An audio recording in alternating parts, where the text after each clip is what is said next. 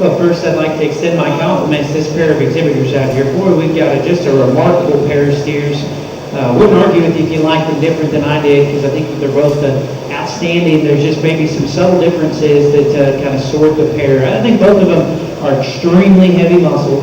Both of them are moderate frame, big bodied cattle that certainly equipped with all the power that you could request in a market animal. I think the steer that wins, to me, is one that's just a little bit more appropriate in terms of the reach that he's got out of his front skeleton. I think there's a big advantage that he has in terms of the cleanliness of his hock joint. And I think he's a steer that we study maybe just a little more appropriate in his frontal base width as well. Now, he's a calf that maybe will drop out just a little bit there in his chest. And maybe as an individual, we can see him just a little bit more agile in terms of the angle to his knee, but I still think that he's the improvement in terms of that regard. But the shorthorn kind of influenced the kind of mark calf here, the red and white one that ends up in second. He is an absolute tank. This guy is huge body, big top, thick-ended, and he has got a tremendous amount of muscle. Just like my class winner, may actually be more intense in terms of the bone work that he has underneath him as well. Still puts himself together with some strength in his top line from the profile. I'd just like to see him just a little cleaner in his hock joint. I think this is predicated by the fact he's a little shorter out of his hip, maybe a little bit more lethargic in his stride off either end of his skeleton, but and maybe a steer we can see just a little bit smoother in terms of his shoulder, but boy, he is a tank and one that still balances up awfully well. Good pair of steers in that class. Thank you, Judge. Winning Class 2 is entry 122, Jewel Thompson from Lee County. In second is 91, Mackenzie Hornbuckle from Morgan County. This class was sponsored by Geneva County Farmers Federation. We have a single entry in Class 3. This is our last class of AOB British. It's entry 225, Bren Lake from Winston County, weighs 1440.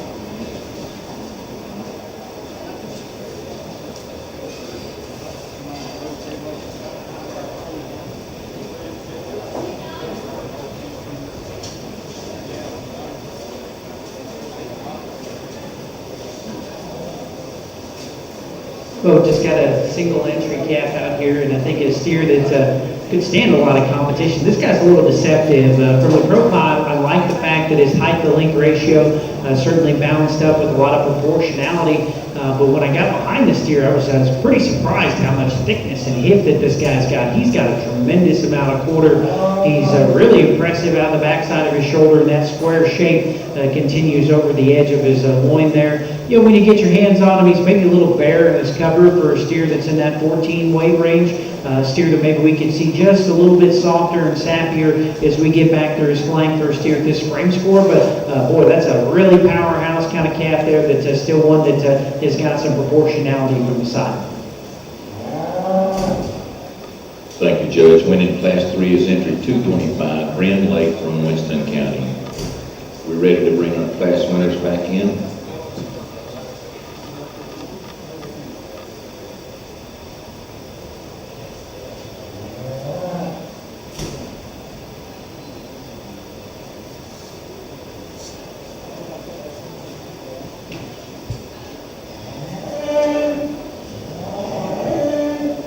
The division sponsor for this AOB British division is Riverbank and Trust. Your winner from Class 1 is entry 150, Braxton Jordan from Pike County, weighs 945. Your winner from Class 2, entry 122, is Jewel Thompson from Lee County, weighs 1330. And your winner from Class 3 is entry 225, Bren Lake from Winston County, weighs 1440. Judge will be choosing your champion and reserve champion AOB British steers.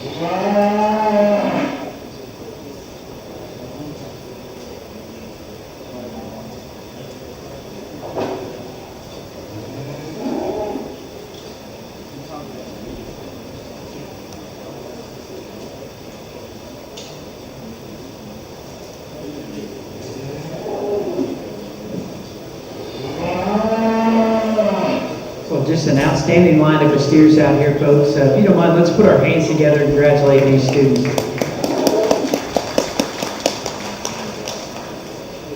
You know, I think it's always kind of staggering when you really think about how much work and effort it takes to get a steer to a fat steer show like this. And anytime you get to a market show, we got the kind of the culmination of what these young people have put together, and a lot of the man hours and the time feeding and just kind of that whole project comes together right here. And you see some cattle that are extraordinary, and I sure wish maybe from a quality standpoint they're outstanding. We don't have as many numbers in this breed, and I can just imagine it's because we got some awful good cattle, and it's also a testament to the fact that it takes a lot of time and a lot of work to get cattle that are presented like this. So I really appreciate it. I can tell these kids got a lot of pride and ownership, and they've been working all year, and it's really impressive to see them do what they're good at out here. Some great showmen on the end of some great cattle. Now the steer that wins that first class, I like this guy's balance, I like his eye appeal, I like his height to shoulder, his ratio, height to length ratio is on point. I like the fact that he's got a long front, but he doesn't look like a hard doing one in terms of he's got that kind of fat steer neck. And I'm going to tell you what, you get your hands on this guy, he is probably the broadest out of the backside of his shoulder of any steer that I've handled all day today. This guy is really big and square in terms of his muscularity, right up high. His top is really massive relative to this weight class that he's at. Now, if we could change him, he's a little posty in the way he plants his hind leg. It's kind of the same story up front. As a consequence, he maybe just doesn't have quite as much athleticism off either end of his skeleton, and he's just probably not quite market ready yet, but the balance, the power, and the handle fall of that steer is certainly very remarkable. When we get to that second class, I thought that pair was extremely close. Both those cattle exemplify what I'm after in terms of practicality. They're big rib, they're easy feeding, they've got some cover on them and certainly look like a very reasonable shot. It's a great choice. Got a lot of muscle laid over their skeleton. I think the cat that won that class maybe just was built with the joint work a little bit more appropriate to handle that. He's freer of fluid built up on his hock there, and he's a steer that even though he's not perfect, I still thought he was more reasonable in the angle to his shoulder, and I like the fact that he's maybe a little low fronted, but he's still got some length and stretch in there in front of his neck. He's maybe a calf that if I could change, I'd give him just a little bit more height to shoulder up front, maybe give him a little bit more stature. I kind of grew up in the Midwest. I'm a guy that has got some, did my master's and PhD in feedline nutrition, so I like cattle that have got some grow and extension. So this guy's maybe a little moderate for me, but still made it to a very profitable terminal endpoint here. The balance, the structure, and then still being a calf that's got this kind of terminal merit is something that's certainly very remarkable. Look at this here, wins the last class, and for my personal preference, I probably like this guy's frame size and extension a little better than the steer that stands directly in front of him. I think he's got a good angle built into his hog. Like I said, he's a little deceptive from the profile. Maybe he doesn't strike you as being quite as powerful as you might anticipate. When you think about the level of condition this steer has on him, I think he might actually be as heavy muscled as any of the cattle out here in contention. I just wish he had more time on feed. I think if we gave him a little bit more cover, I think not only would he blend more seamless from his shoulder into the point of his forearm there, but I think he'd also just belly down and look a little softer in his flank. He has achieved more height up there through his shoulder, but the trade-off is it also comes with being maybe a little bit more forward in his knees. So I like that steer's balance. I like his stature. I like the power. I like the grow power that steer has from a growth curve standpoint. Just probably needs a little bit more time on feed to feel comfortable about it from a grade standpoint and just to aid his balance as we study him from the side. So awful good lineup of steers here. I thought there was a pair of them that were really good out of class number 2. We're going to keep them together. So the young lady will be our champion. The red and white steer on the far end will be our reserve. Congratulations.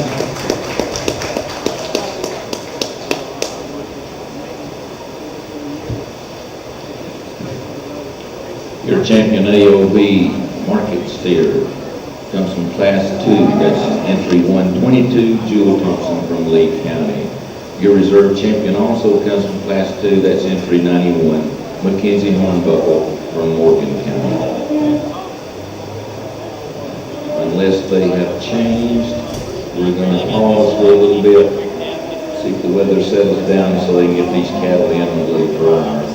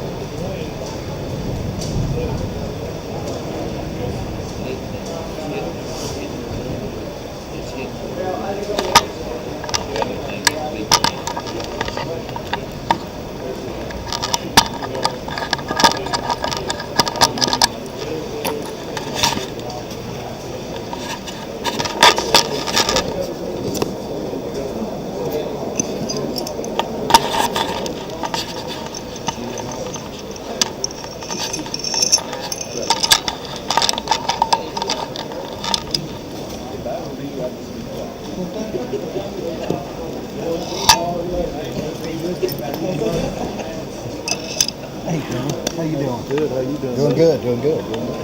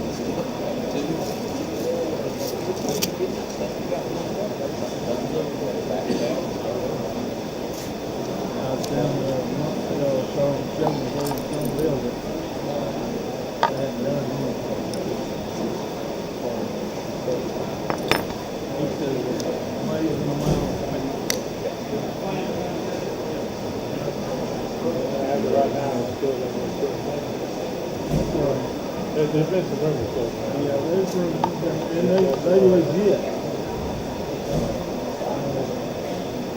Told them in the call that they didn't play ball and had to do it. Finally, in the last 2 weeks, told them that it might go.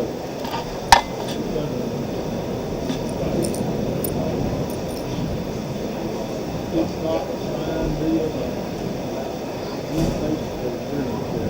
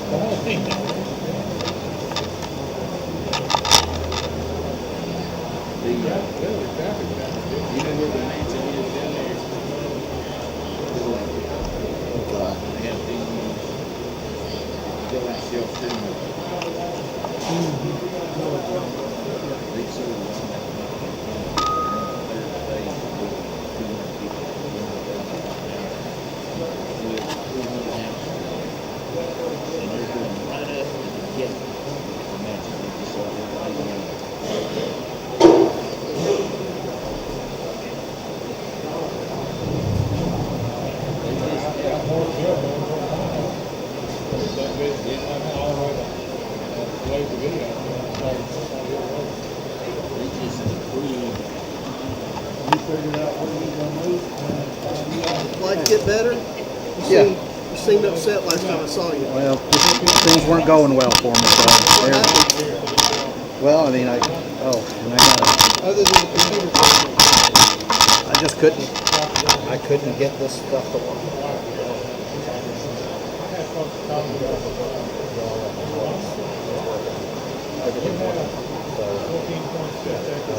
I have another webcam that's not very good in my camera bag.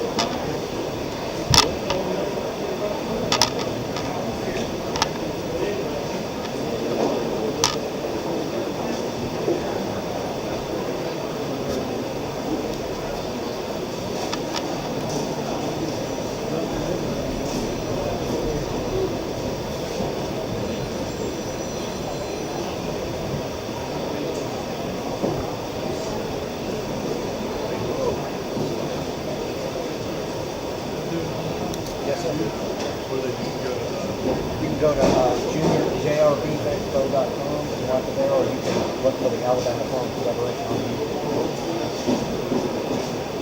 Jr Beef Expo, Jr Beef Expo.com.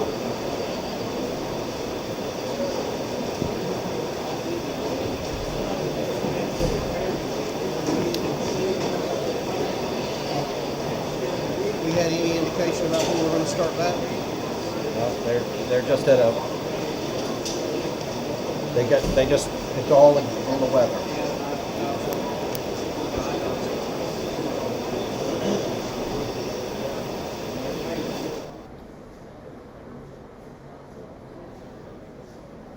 Turn that light down some.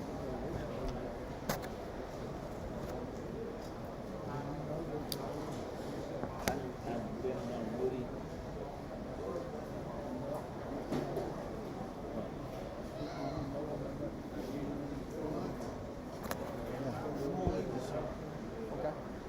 I'll watch it. I'm gonna shorten it, so hopefully that will be a little less likely to get knocked over. Okay. Think about it. I'm gonna shoot a little video here in a minute. All right.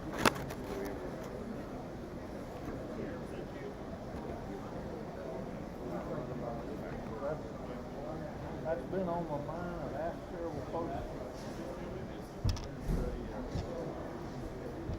I don't know, even know his name. I heard of Dean.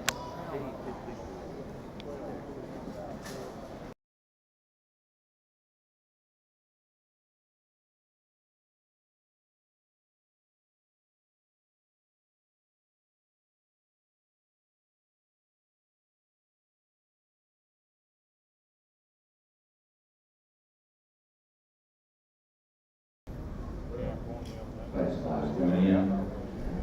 Our second class is Charlay. Entry 71 is Reed Murphy from Blount County, weighs 1230. 116 is Abby James from Matoma County, weighs 1280. 267 is Rex Harrison from Coleman, weighs 1315. This class is sponsored by Frank Ellis, Charlay.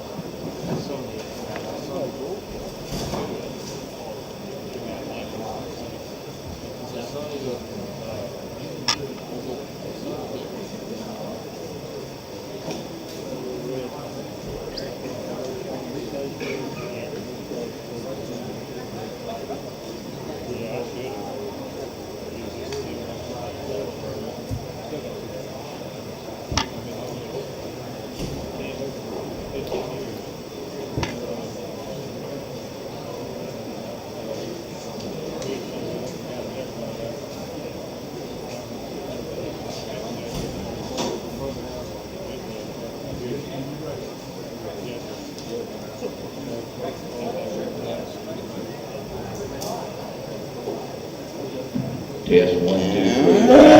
Are we still good on the sound without a squeak? Thanks.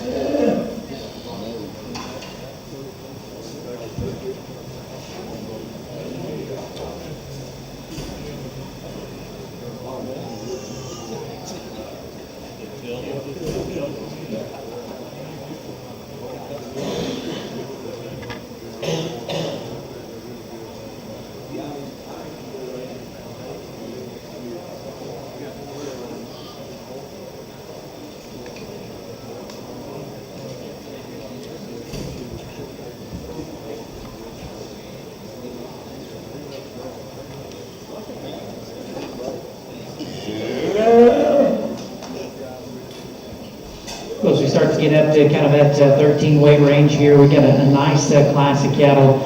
Certainly think that all three of these guys have got some good to them here. Steer that leads off, I think, is the most aesthetically pleasing from the profile. He's one that's really appropriate in his height to length ratio. I think he's a little leveler out of his hip, a little sharper in terms of his neckline, and there may be compared to the steer that's in second there. I like the fact that we get your hands on him. He's pretty honest in his condition, and probably really handles like a cutability steer. Now, for me, he kind of splays out just a little bit up front. He kind of wings out at the point of his elbow and his edge of his blade there. We could see him just a little more seamless in that transition, but I think he's a nice one to go ahead and win this particular class. There's a lot of things that I appreciate about the steer in second. I think this guy does have just a little higher degree of finish on him. I think he probably is the more reasonable shot to grade choice, and to maybe even get some of those rewarded quality grade premiums, get into that upper 2/3 premium choice kind of range there. He's got more flank to him. He's certainly a little smoother in the way that he transitions up through his front end. I think that guy starts pretty good out of the back of his shoulder. I just wish he followed suit from there back. He's a steer that's a little excessive in his frontal base width, and then he tapers from hooks to pins. You know, maybe another steer, the skirt steer here, one that his neck projects just a little low out the front side of his shoulder, which is predicated by the fact he's maybe a little upright in that angle. Steer the close to this class is obviously another really lean steer. He's more youthful and immature in terms of his look. I like the height of the shoulder, the angle his neck shoots out of his shoulder blade is really cocky. He's a little bit immature in his flank. A steer would get your hands on him. Just wish he had more cover and then just maybe more mass. Thank you, Judge. Once again, this class is sponsored by Frank Ellis Charlay. Winning it is entry 116, Abby James from Watauga County. In second is 267, Rex Harrison from Coleman. And third is 71, Reed Murphy from Blount County.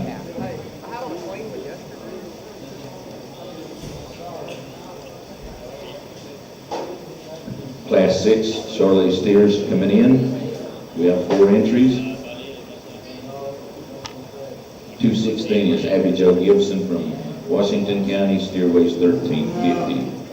66 is Etta Hudson from Coleman, weighs 1360. 80 is Miley Stackner from Mobile, steer weighs 1365. Rounded out the classes, entry 323, Owen Johnson from Coleman, steer weighs 1385. This class is sponsored by the Mobile County Farmers Federation.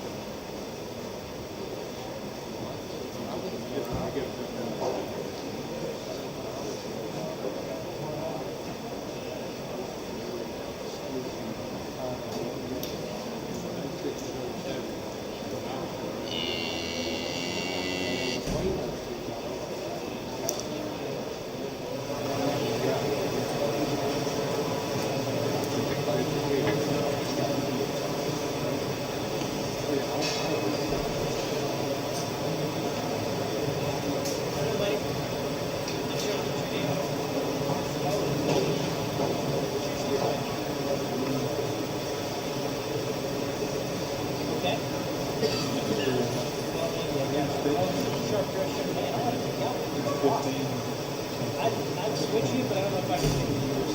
They look pretty good, okay?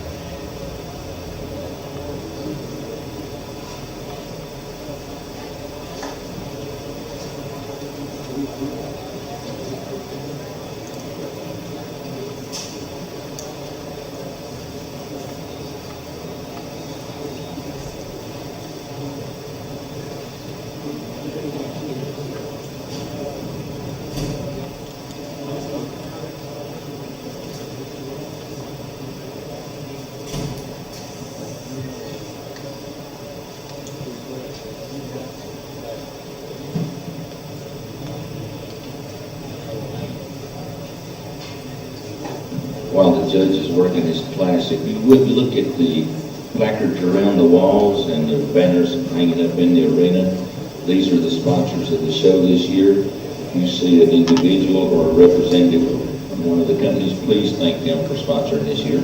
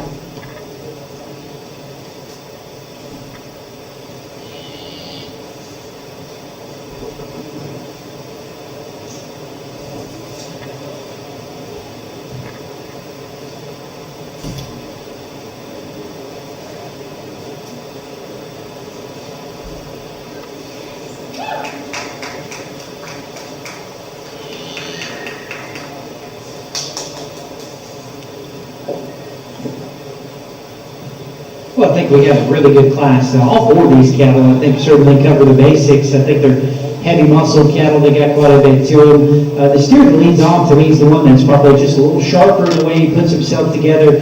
He's quite a bit more youthful and just honest in his composition. I think the steer that comes in second, he's more appropriate in terms of the stretch and just the cutability that he has. And the gold steer that ends up there in second, I think he's quite a bit fresher than the cattle that stand in second and third as well. Yeah, he's one for me that maybe we could give him just a little bit more angle to his shoulder and his hock. Looked like maybe we tried to help him there a little bit on the backside of his hock, but I think that calf to me is probably more appropriate in terms of the way that he tracks away from his base weight standpoint than the steer that resides in the two-hole here. The gold calf in second, this guy's just massive, big-bodied steer. He's got more set to his knee, maybe actually gets a little closer to filling his stride than our class winner, but he's still one that gets a little wide walking when we get behind the cattle. I'd like to see him just clipped a little tighter. I think it maybe help him out a little bit from a cutability standpoint. For steer that I'd like to see longer and leveler out of his hip and maybe just a little bigger in terms of his foot shape. I like a lot of the pieces of the steer that ends up here in three.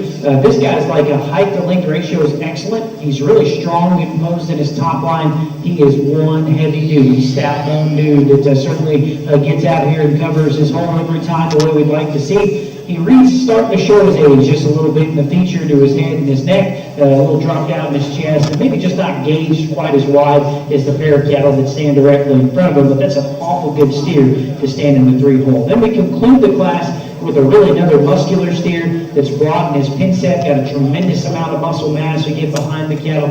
I think hung up on the rail, this guy's going to be awfully impressive. He's just bolt sprung and expresses muscle volume all the way throughout. He's one that maybe struggles just a little bit structurally. The low pin steer is another one that tracks outside of his framework. We get behind the cattle, maybe not quite as organized and as balanced compared to some of the cattle that stand in front of him.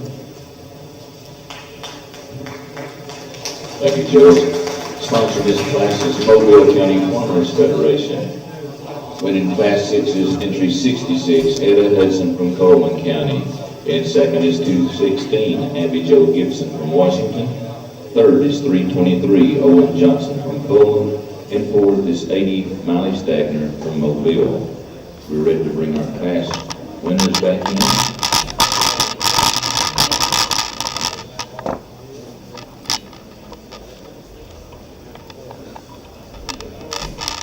From class number 4, our first class of Charlay Steers is entry 342, Olivia Roberts from Coleman County, steer weight 1175. Class number 5 is entry 116, Abby James from Talbot County, steer weighs 1280.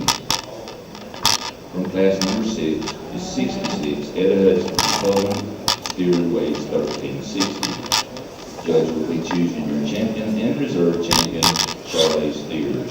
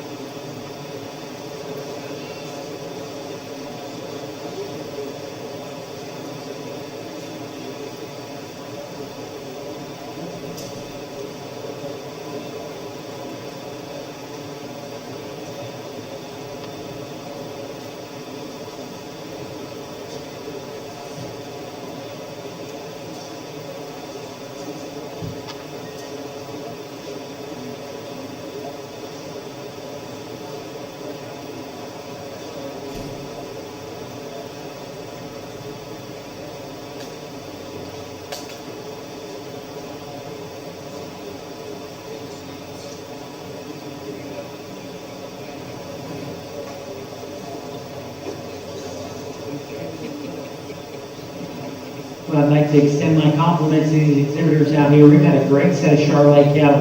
Now, if you folks don't mind, let's give them a round of applause.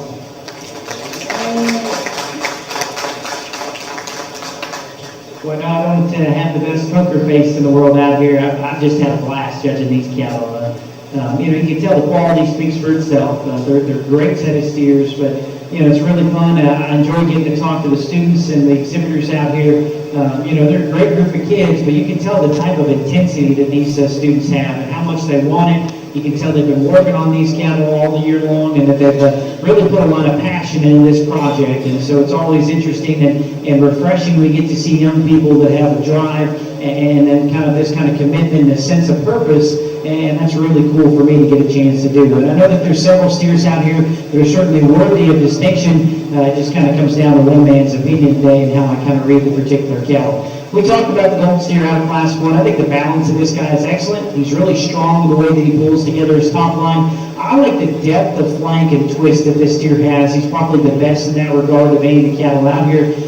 He's maybe got a little extra, probably really good in terms of the way that he's put together from a condition standpoint at this stage of the game. He's naturally maybe just not quite as sappy down there through his flank where his chest floor naturally sits in him. More than anything, I'd like to see him just release his hock and pass with a little bit more flex. He's got some set built into his hock, but he always kind of wants to stay just a little rigid in the way he utilizes that rear ankle. Now, Steer that wins the second class, this guy's maybe a little bit cockier in terms of the way that his neck shoots out of his blade. It's a little higher in that set there. I like the depth of body that he has. He's got some squareness we get behind the cattle. You know, I get directly in front of the steers and I kind of dial around to that front three-quarter shot. I just wish everything blended to get a little smoother. He's one that's a little out at the edge of his shoulder blade there. Calf that maybe also cuts up just a little bit in his flank and his twist line. Both those things maybe throw his balance off just a little bit. But I think he's got quite a bit more functional set built into his hock than the steer that stands directly behind him. Third steer there, he's the one that, obviously you naturally gravitate towards this guy from the side. Young Lady Steer is extremely fresh with this stage of the game. His head and neck is just very, very youthful in terms of its appearance. A steer that's beautiful in terms of the way he's presented this bottom line, where his chest floor naturally sets in him here. I like cattle that are big and got some stretch and performance, and that's what this steer certainly does. He's a steer to get your hands on. Maybe you could use just a shade more cover, but I still think he's got a reasonable shot. It's a great choice, and I like the fact that he's compositionally where we need to be at in terms of his muscle to fat ratio. I talked about him. He's one that's a little bit more propped up, the angle to his shoulder and his hock. We could make him just a little bit more agile in the cattle or on the lead here, but I still think that steer kind of stands alone in terms of just the quality and the freshness that he represents out here in this drive. So good trio of them. I like that heavyweight awfully well. He's going to be your champion. Happy Joe, we need you to go in, please. Your champion, Charlay Steer, comes from Class 6. That's entry 66. Ed Hudson from Coleman.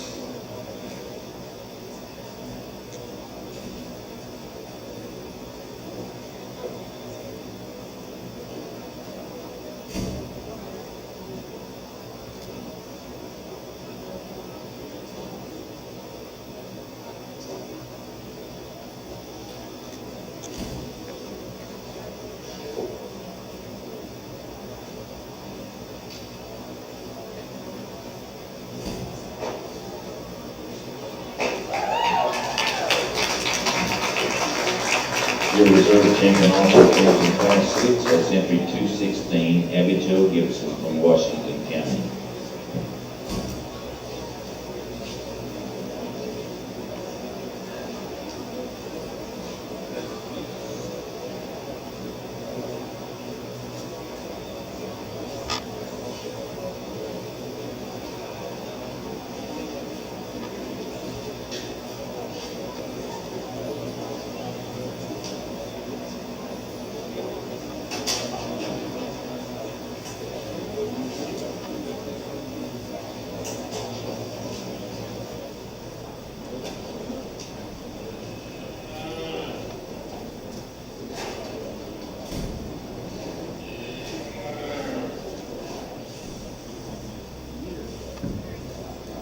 We have our first class of Kealina Market Show steers. We have two entries. Entry 133 is Annabelle Wesley from Pike County, steer weighs 1335. Entry 72 is Reed Murphy from Blount County, steer weighs 1350. Sun South is the sponsor of this class. They say nothing runs like a deer.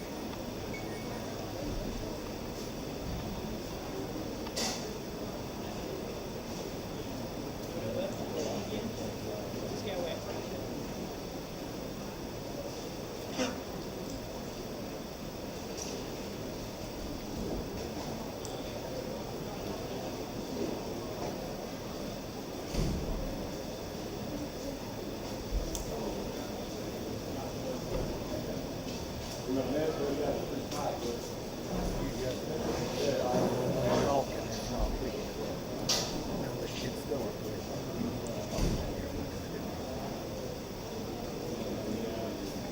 Neat to get it hooked into the house system to the cable. We have been able to run on that far yet.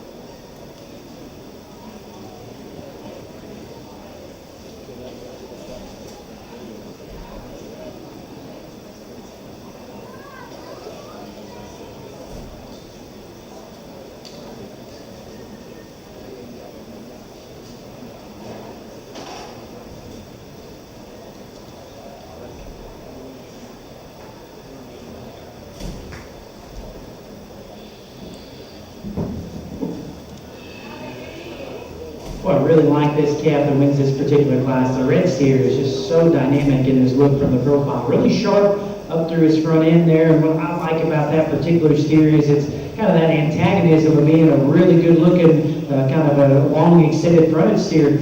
It's still built bold and burly as we get to his center body. The outer turn to his rib cage is nothing short of impressive. And then when you get behind the cattle, boy, he really shows off a square pin set and a tremendous amount of muscle mass.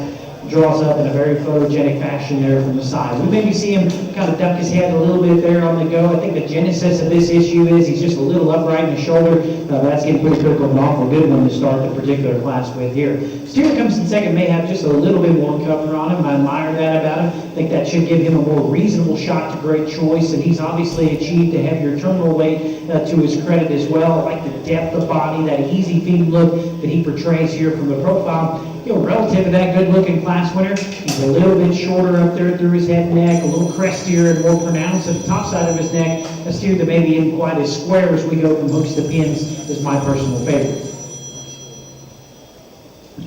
Winning class number 7 is entry 133, Annabelle Wesley from Pike County. In second is Reed Murphy from Blount County.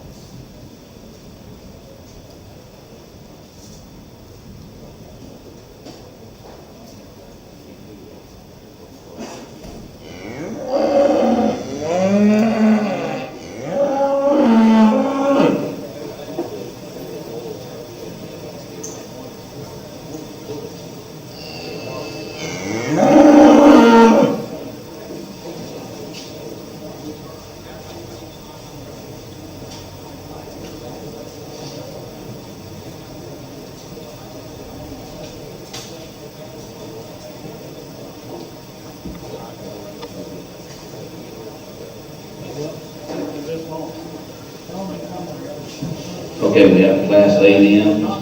First in was entry 192, Asa Thompson from Pike County, steer weighs 1385. Entry 90 is Mackenzie Hornbuckle from Morgan County, steer weighs 1385. Entry 153 is Calvin Childers from Morgan County, steer weighs 1390. Entry 221 is Walker Johnson from Cullen, steer weighs 1400. This class is sponsored by the Lowndes County Cattlemen's Association.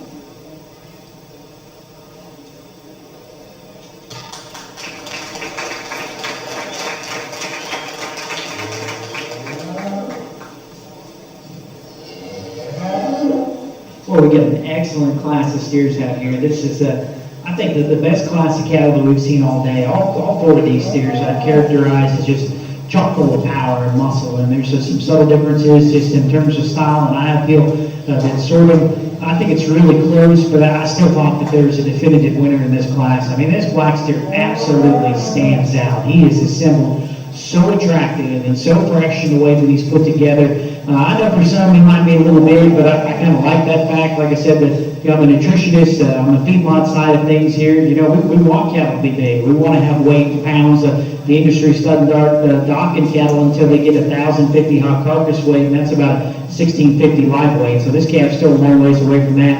And I think this is one that just to have the type of power that he has, and to lay it over this loose, flexible framework where he's able to get out and go and comfortably hit his stride. You know, maybe one that, you know, when you study all that hair, you think maybe he doesn't have a lot underneath it, but he's got a big, long, you know, really square point edge in him. Still one that's pretty impressive up high.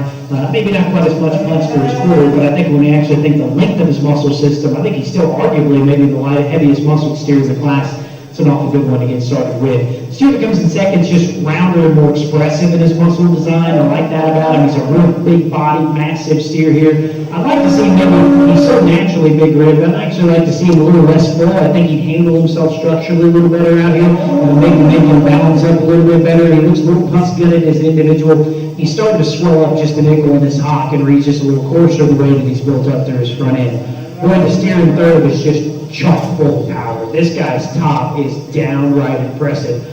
Big, massive square loin edge on him, a tremendous amount of bone work underneath. I like how broad he is in his pin set. Boy, he is really heavy muscle when we get behind the cattle, and still strong in his top line in terms of the way that he puts himself together from the side. He reads a little bit more mature in the feature to his head and neck relative to being a little high in his flank. He'll like the steer directly in front of him. We probably can see him just a little bit more. He's a little sprayed out up front, maybe just a little coarser at the point of his hock. Then the steer that goes in that particular class, the short-tailed calf here. This guy's awfully good. I think he's got more natural flank than the steer in front of him. He's a little smoother in terms of his hock joint than the steer in front of him. He's a little bit closer to average in terms of his squareness. And then he's a calf for me that's a little out of the point of his shoulder and maybe not quite as seamless, but that's a muscular, balanced steer that's still pretty fresh. Awful good one to stand in fourth, and a real testament to the quality of this particular class. Thank you, Judge. Once again, sponsoring this class is the Lowndes County Cattlemen's Association. Your winner is entry 221, Walker Johnson from Coleman, Alabama. In second is entry 90, Mackenzie Hornbuckle from Morgan County. Third is 153, Caden Childers from Morgan County. And fourth is 192, Hazel Thompson from Pike County. We're ready to bring our class winners back in.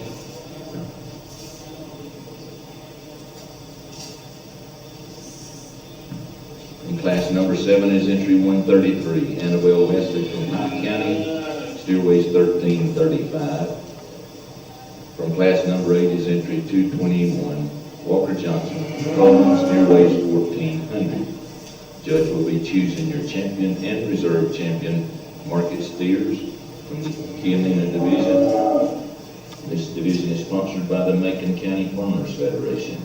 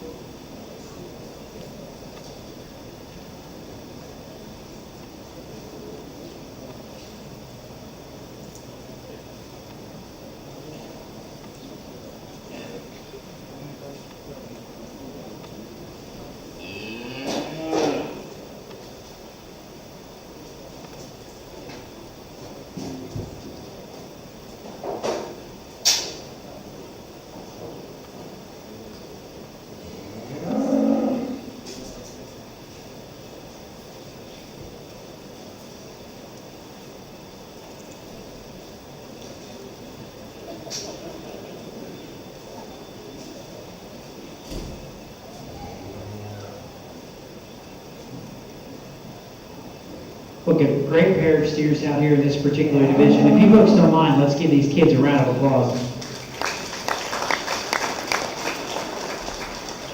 I'll tell you, it's difficult to overstate how pleased I am with this pair of steers. You know, they say that opposites attract, and the Lord didn't bless me with a whole lot of extension and look, so I really like this pair of cattle. They're both so sharp and extended up through their front end. They're both just dynamic in their image from the side. Both these cattle are extremely photogenic in the way they're put together, and I think there's maybe some subtle differences in them. The red steer, to me, has just got so much just true and honest shape. This guy, out of the backside of his shoulders, got a lot of charge, and then that trend continues from their backs. Very muscular and just expresses so much muscle volume from their back. His chest is driven up in him really high, almost like a market lamb, and then he progresses deeper into his midrib. I really like that about that steer, and he's certainly got a tremendous amount of cutability to his advantage. So we get the cattle on the go, he catches a step, but he's got to kind of roll up in his spine and then kind of toss his hind leg a little outside of himself to accomplish that goal. So he's maybe just not as fluid in his stride before that's a really powerful, great balanced steer. We talked about the black steer that wins class 2. You know, I used to coach livestock judging teams for about 10 years. And I always used to tell my students that the great ones perform at the lead. They make it look easy. And this steer can throw his head up over the top side of his shoulder and remain very comfortable in his spine.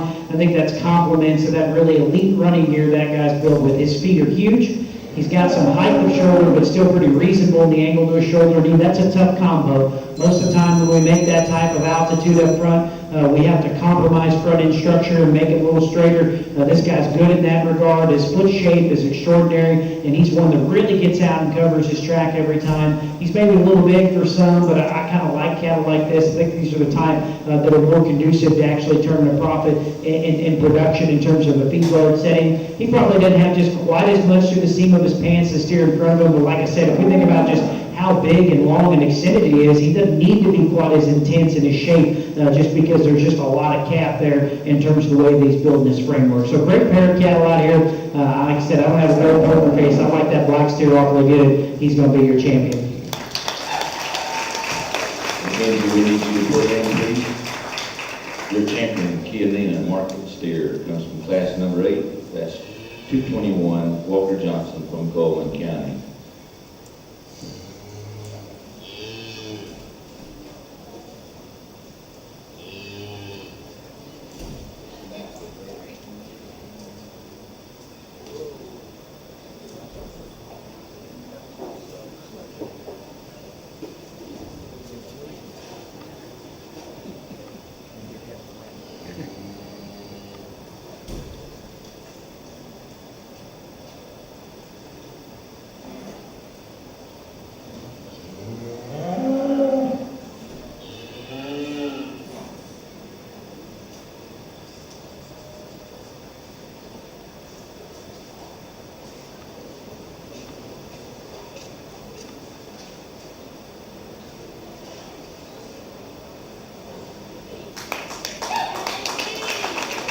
Reserve champion comes from class 7. That's entry 133, Annabelle Wesley from Pike County.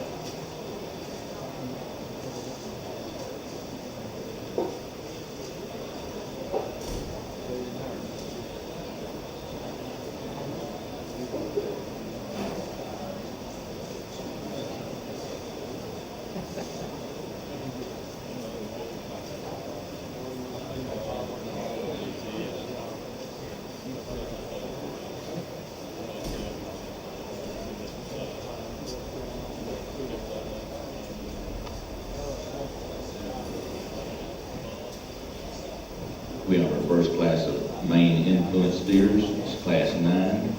Entry 213 is Albert Gus Ashley from Montgomery. Steer weighs 1245. This class is sponsored by the Blount County Farmers Federation.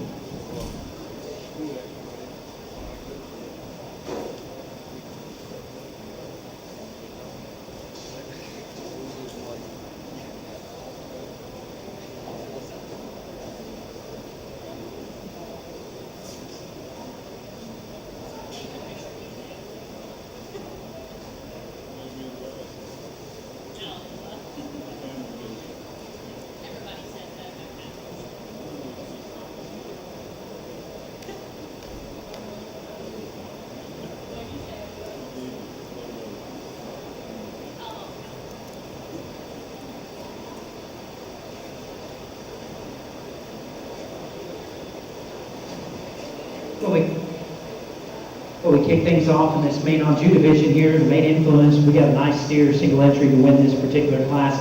Young man steer's one that's certainly got a great look from the side.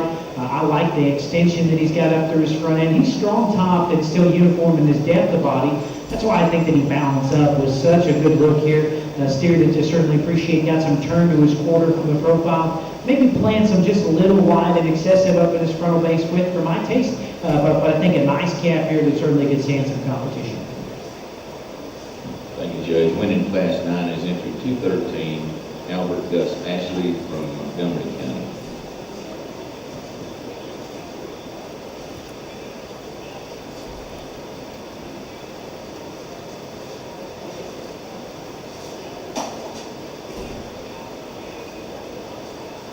Class 10's coming in. We have 2 entries. 186 is Mason Smith from Marshall County. Steer weighs 1320. Entry 11 is M.J. Flowers from Hyde County. Our steer weighs 1345. This is sponsored by Don Allison Equipment Company.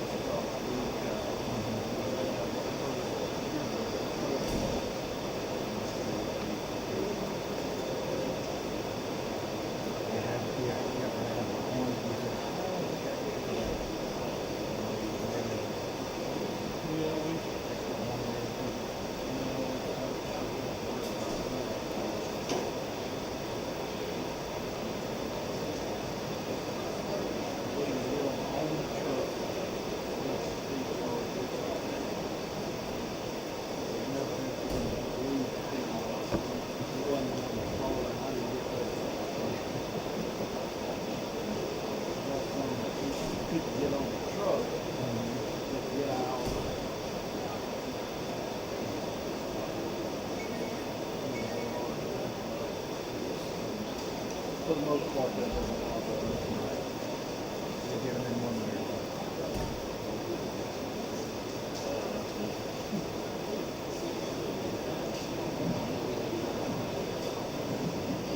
Well, in this second class of main influence cattle, we've got 2 individuals out here, and both these young people do a great job showing. I bet they've got very bright futures in front of them. You can tell they take this serious. There's a lot of intensity on these young people. They really enjoy what they get to do out here. You know, the cat that leads off, this guy's just flat out massive. I mean, he's got a big, bolt-centered body on him there, a tremendous amount of depth to his midrib, and then we take a look at him from behind. He's still got plenty of muscle to get behind the cattle. So puts himself together with a balanced kind of fat steer look. Maybe not the most eccentric, but I still think everything fits in terms of the symmetry, and then it makes sense on that guy. think he's a nice one to get started with here. Steer that ends up in the 2-hole. This guy's maybe a little longer sided as an individual. I like the fact that he's got some step built into his hind leg. He catches his step the way we need to. Still pretty square in his front foot placement. I appreciate that. Maybe just not quite as organized in the way that he composes himself. He's a little low in his pin set in concert with being a little high in his flank. Maybe throws off his weight distribution, just nickel from the side, but a good pair of steers here for these individuals. Thank you, Judge. Winning Class 10 of the main influence steers is entry 186, Mason Smith from Marshall County. In second is entry 11, M.J. Flowers from Pike County. This class was sponsored by Don Allison Equipment Company.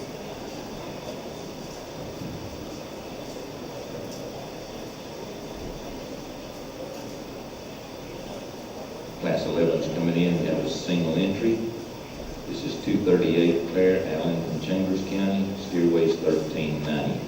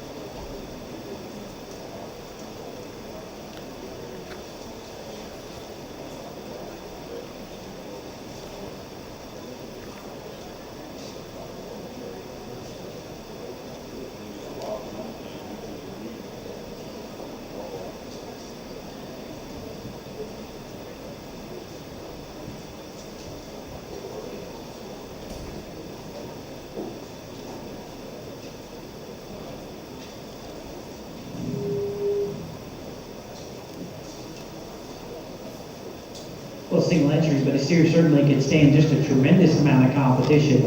This guy is just an absolute man when you get your hands on him. He is just big and squared out of the backside of his shoulder. I think it's compliments of that round, robust rib cage that he has.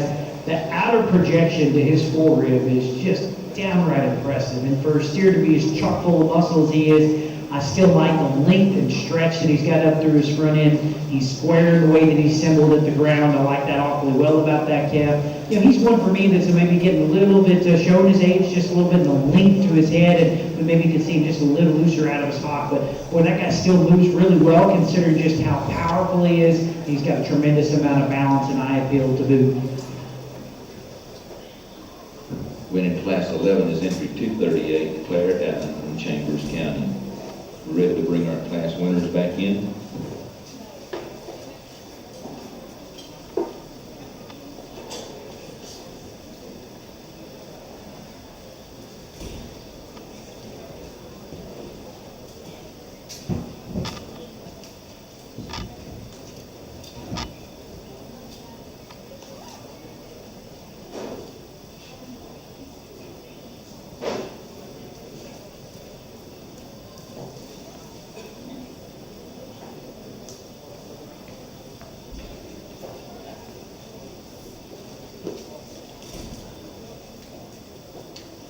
From class number 9, your winner is entry 213, Albert Gus Ashley from Montgomery, steer weighs 1245. From class 10 is entry 186, Mason Smith from Marshall County, steer weighs 1320.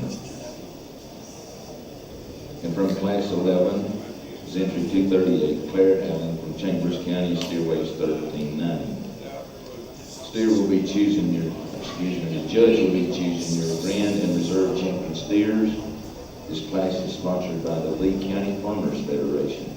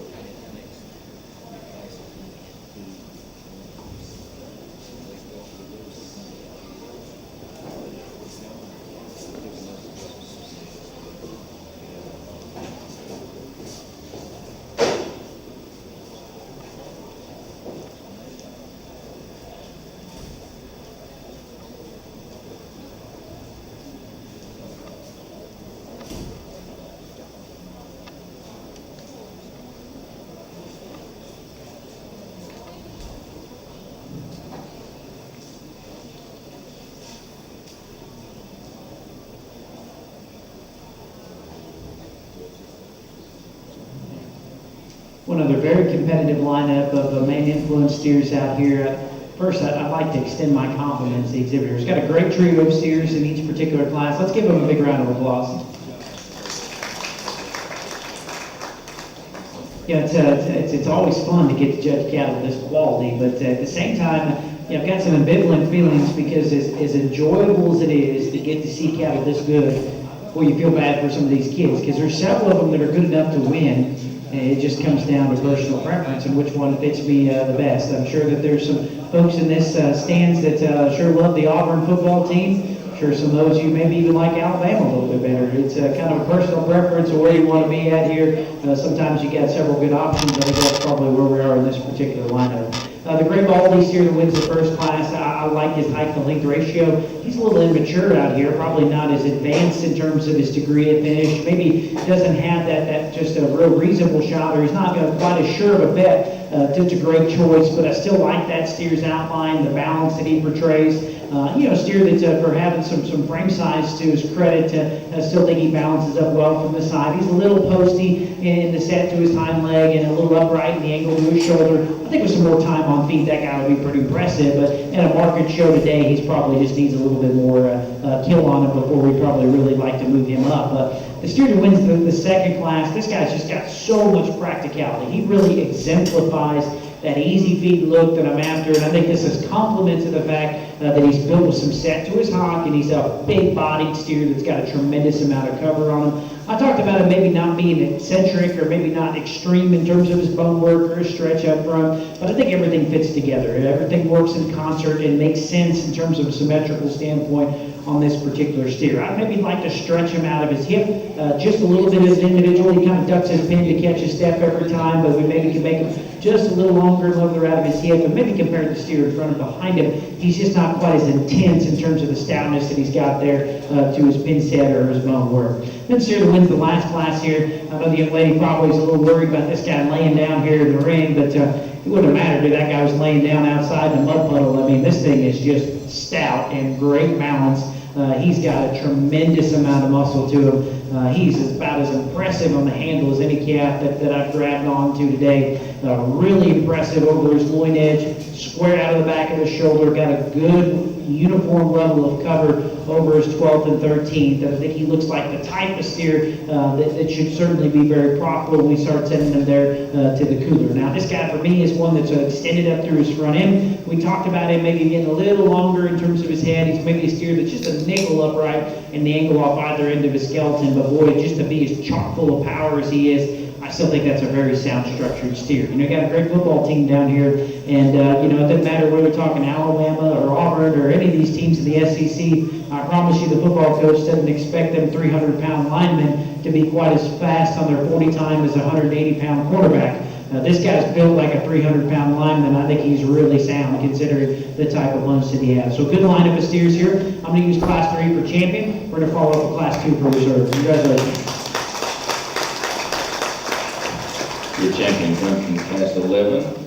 That's entry 238, Claire Allen from Chambers County. Your reserve comes from Class 10. That's entry 186, Mason Smith from Marshall County.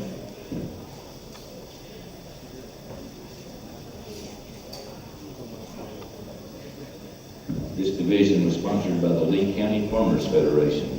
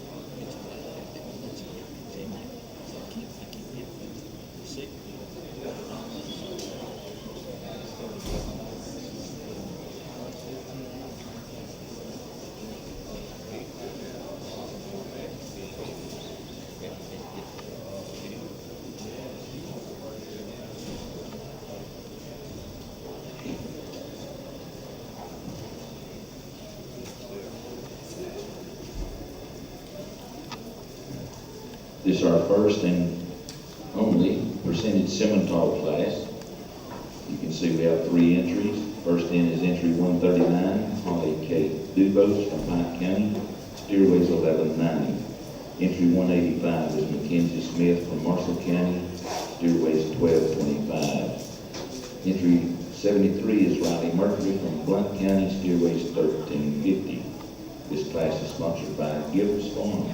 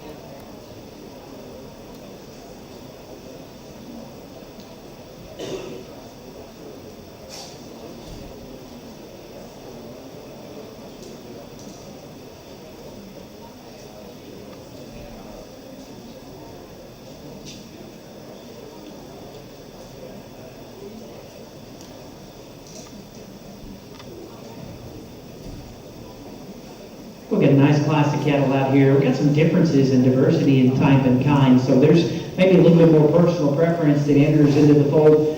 The steer that leads off, I think, is a little bit more comfortable in the way that he's built. He's a little square in his foot placement up front, complements of the fact he's got more angle built into his shoulder.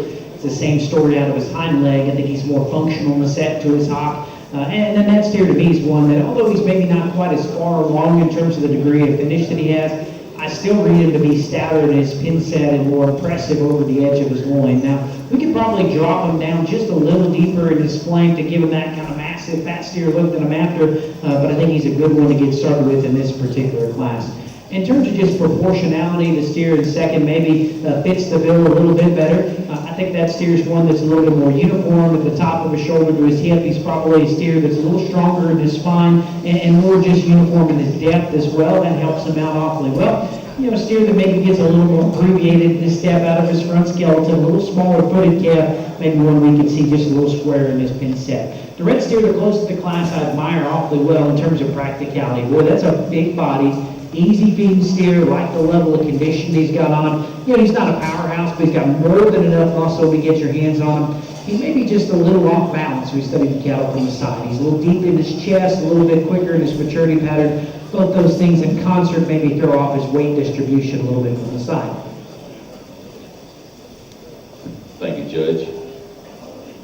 By virtue of being the only presented Simmental class, this will be your class winner and your champion presented Simmental. That's entry 73, Riley Murphy from Blount County. Your second place and reserve champion is entry 139, Holly Kate Dubose from Pike County. This was sponsored by Gibbs Farms. The division was sponsored by Lowndes County Farmers Federation.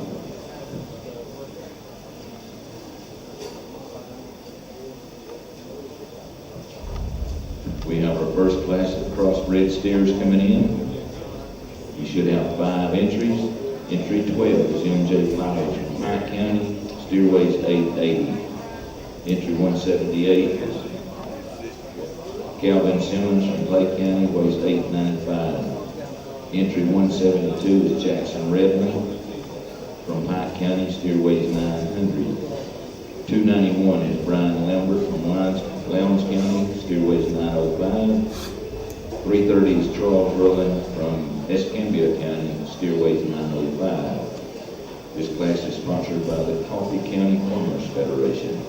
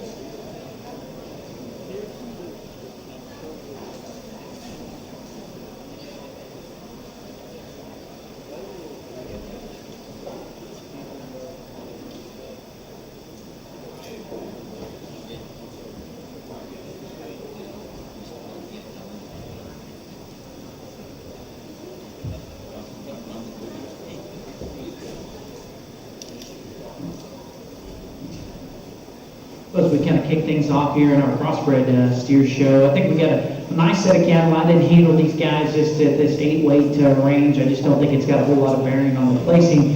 I think as you study these cattle, we've still got a little ways until we reach their ideal terminal endpoint, but still think that there's some quality out here.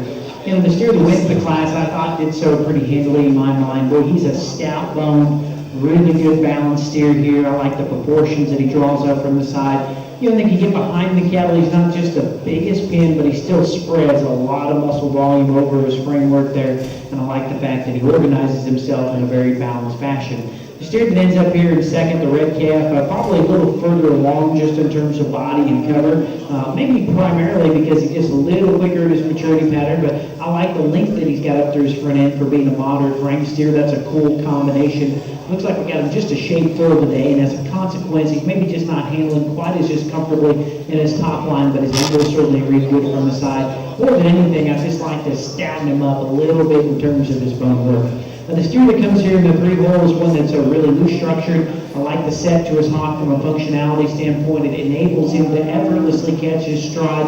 But from just an organization standpoint, that calf maybe is one that we could upgrade just a little bit. He's a little coarse at the point of his shoulder there. He's a little low with his pin set high in his flank. Those things in concert maybe compromise his balance. A lot of muscle in the young man steer that comes from the 4-hole. Big top, thick-headed, a tremendous amount of expression to his round. You know, for me, if we could change him, he's a little coarser in his hop joint. He's another one that's getting a little upright in his shoulder. Short face steer is one maybe could be just a little looser structure. Big frame steer to close the class here. I like the extension that guy has. I certainly admire him for being a steer that's really strong in terms of his top line. He's another one maybe it's starting to splay out up front. Got a little extra set built into his hop. Steer maybe just gives up some stoutness relative to his contemporaries.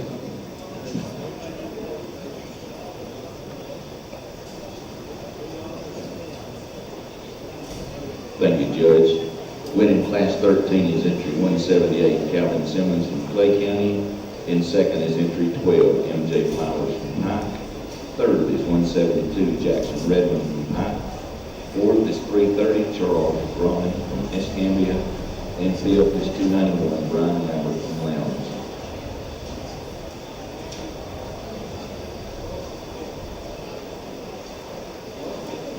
Class 14 is coming in. These are your second class of crossbred steers. Entry 281 is Sadie Stone from Escambia County. Steer weighs 935. Entry 152 is Ashley Bradley from Escambia County. Steer weighs 950.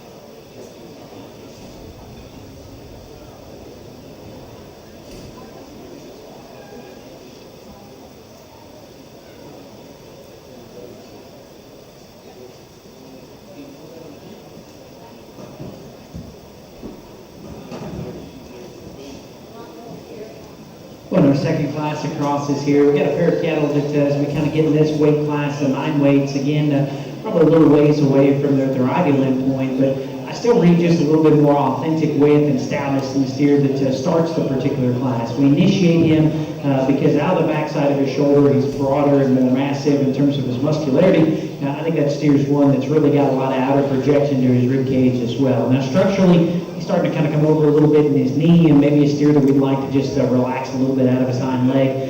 He's also one that maybe we could see just a little lever out of his hip. The black steer that ends up in second does correct my winner in terms of being just a little deeper in his flank. He's got more set built into his hock. I certainly entertain starting this guy. I think for where he's at from a weight standpoint, his head maybe reads a little bit mature for my taste.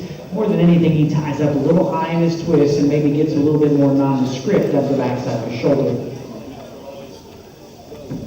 Winning class 14 is entry 152, Ashley Bradley from Escambia County. And second is 281, Sadie Stone from Escambia County.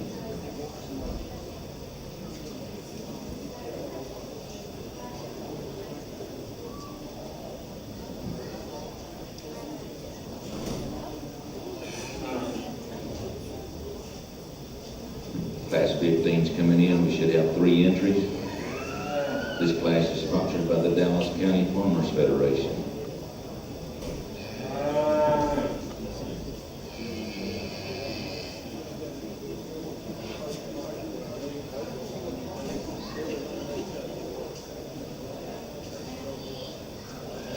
First in is entry 354, Taylor Stacy from Escambia County, steer weighs 1,000. Next in is 351, Anna Brooke Morris from Houston County, steer weighs 1,000. Entry 353 is TJ Morris from Houston County, steer weighs 1,005.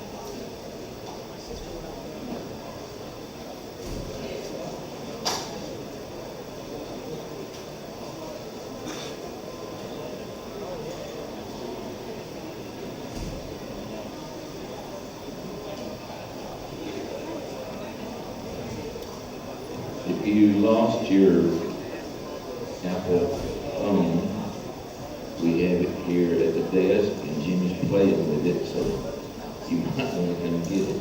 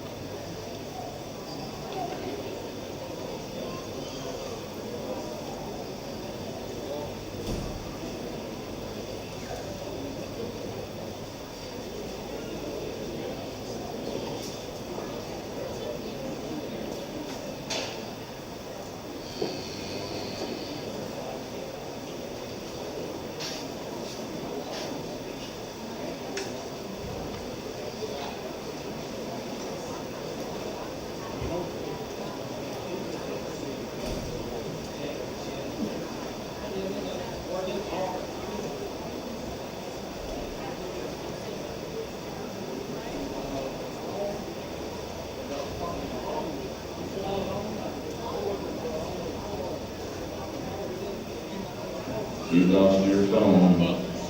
You found it? Okay.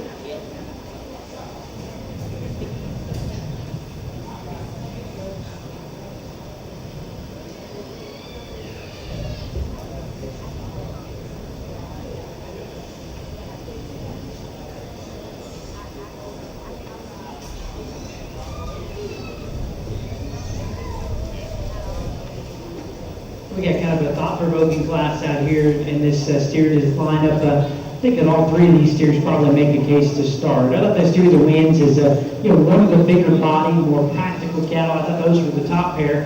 And of that pair, I thought maybe just a little bit more bone work and foot size in the steer that wins. And I think he's maybe compositionally a little bit more on target. He's a little leaner than the steer that's in second, which I think at this weight class is probably good. Now we can probably just build him stronger out of the backside of his shoulder, and I'd like to give him a little bit more natural thickness as we set him down his top line, but he's a calf that's certainly practical and loose made to win. The steer that comes in second emulates some of the things that I like about my winner. He's another easy feeding, big body, deep-sided steer. I like that about him. He's a little bit more generic up front and starting to get a little more pronounced in his crest, starting to cake up a little bit more white tissue there around his tailhead. Steer that close to the class, something makes a case to start. He's the most intense in his shape. He's the broadest in his pin set. He's got the most muscle up high.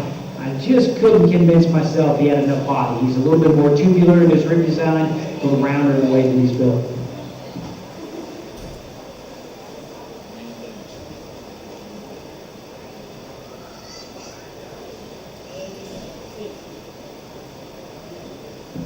Winning class 15, he's entry 353. T.J. Morris from Houston County. In second is 351, Anna Brooke Morris from Houston County. In third is 354, Taylor Stacy from Escambia County. This class was sponsored by the Dallas County Farmers Federation.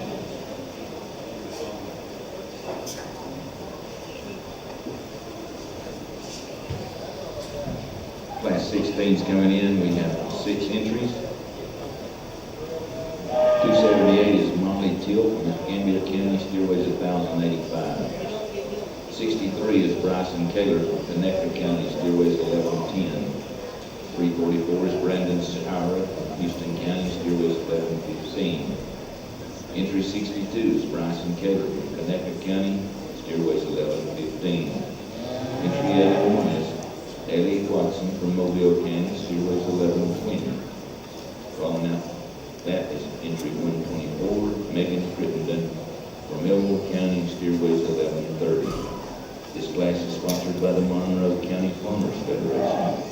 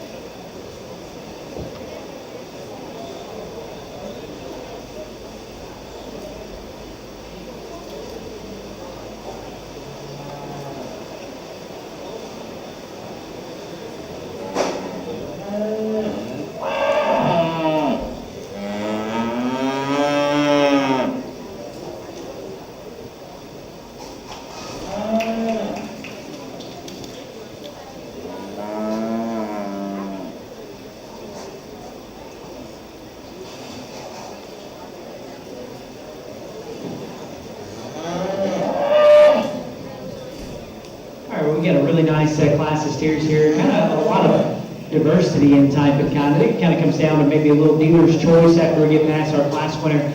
I still feel pretty confident that the white steer was the one that needed to lead off the lineup. He's one that's pretty stout in his bone work. I think relative to the other contemporaries out here, he's one of the trio of steers that have got some body that matches his frame size. It looks like he's a reasonably practical kind of steer. The big difference is he's quite a bit squarer in his pin set and got more muscle volume than the rest of those steers. We could probably make it a little sounder in the way that he goes out of his front skeleton, but I think he's an awful good calf here to win this class. So a lot of just the size and scale and the black steer that ends up in second. I thought 2 and 3 were pretty comparable in terms of just body and structure and practicality. I think there's maybe just a little bit more extension and look up through the front end of the steer that ends up in second. Like the angle his neck shoots out of his shoulder quite a bit better than that third place steer. I just like to see him a little stouter in terms of his bone work and maybe make him a little broader in his spin set to get behind the cattle. Admire the practicality in 3. He's deep-sided, easy feet, got quite a bit of cover on him at this stage in the game. Maybe a little bit more generic in his look up through his front end. Steer that's a little bit closer to average in terms of bone and muscle shape. But the red steer that comes in 4th, I thought pretty hard about moving this guy up because he's the longest neck steer in the lineup and he's arguably the heaviest muscle. I think those two things give him a strong case to move up. We're in an industry that really rewards quality breed. I think the consumers have pretty well told us that they want cattle that can grade choice or better. I'm just a little dubious of the fact that this guy will get there just since he's a little bit shallow in his flank. I think if he bellies down with some time, that one could be pretty nice. The black steer that follows him is a little bit bigger frame, is an individual, a little more middle of the road in terms of frame size. I think he's got some cover on him. I'd just like to see him sounder out of his front skeleton. He's starting to come over in his knee just a little bit, maybe just a little bit more fragile in terms of the set to his rear bone and foot side there as well. Red steer, the close to the class, a long-sided steer, takes a big step out of his hind skeleton. I appreciate that about him. Maybe a little unorganized in his build. He's a little coarse in his shoulder. He deviates in his top line and gets a little high in his flank. Thank you, Judge. Winning Class 16 is entry 81, Abby Watson from Mobile. In second is 124, Megan Crittenden from Elmore. Third is 344, Brandon Shira from Houston. Fourth is 62, Bryson Taylor from Connecticut. Fifth is 278, Molly Till from Escambia. And sixth is 63, Bryson Taylor from Connecticut County.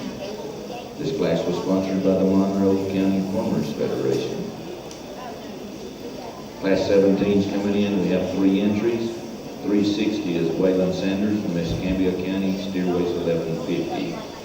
259 is Grayson Grant from Escambia County, steer weighs 1170.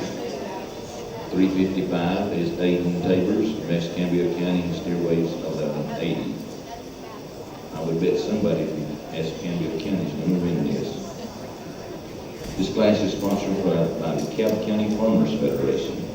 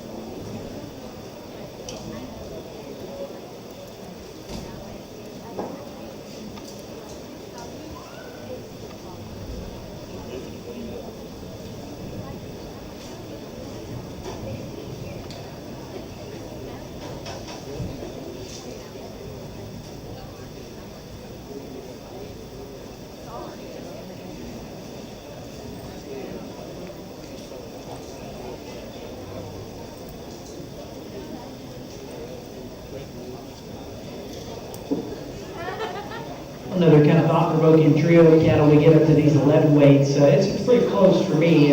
There's some things that I really admire about our class winner. This guy is really long and extended up through his front end, and he's got a lot of muscle. Right now, where I live currently in Texas, the Houston Stock Show is going on. This guy to me has a lot of the features that I think are emblematic of good slick cattle because he's long and extended. He's clean-chested, and he's one that's got quite a bit of muscle too. And now, as much muscle as he got up high, I wish he was provided just a little bit more bone work down low to match that. He's a little tight in his throat latch, and maybe one we could stretch out and level up just a nickel out of his hip. Steer that comes next, and the two holes probably got just a fraction more bone underneath him. I like that about him. I think that helps him balance up better from the side. I think his balance is also aided by the fact that he's naturally a little stronger out of the backside of his shoulder and reads a little closer to level in terms of the way that he's assembled out of his hip. He's got more cover on him. We get your hands on him. I appreciate that. He has a tougher time balancing up from chest to flank. He's a little sunk out there right below his sternum. Steer, maybe we can see just a little square and broader in our pin set. Steer that goes to this particular class, a really loose structured steer. Boy, he takes a long stride off either end.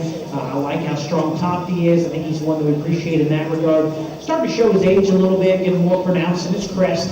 A steer that even though he's got a lot of shape from the side, maybe he isn't quite as stout in terms of his pin set as the cattle that preceded him. Thank you, Judge. Winning Class 17 is entry 259, Grayson Grant from Escambia County. In second is 355, Aiden Taylor from Escambia County. In third is 360, Waylon Sanders from Escambia.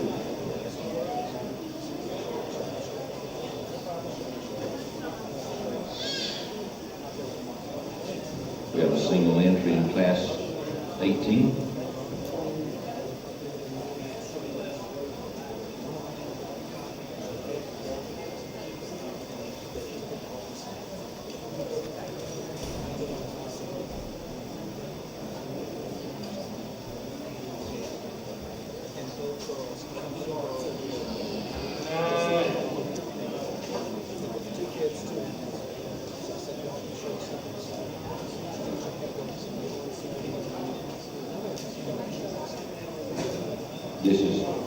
This is entry 1. This is Lane Booker from Monroe. Steer weighs 12:15.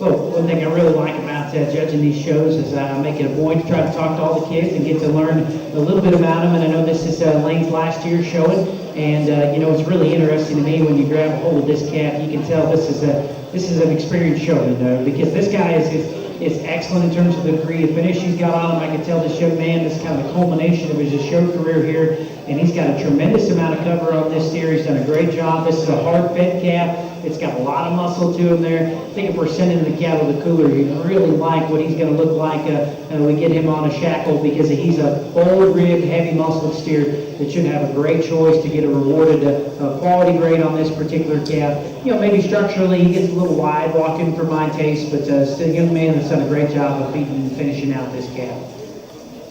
Thank you, sir. Winning Class 18 is entry 1. That's Lane Booker from Monroe County.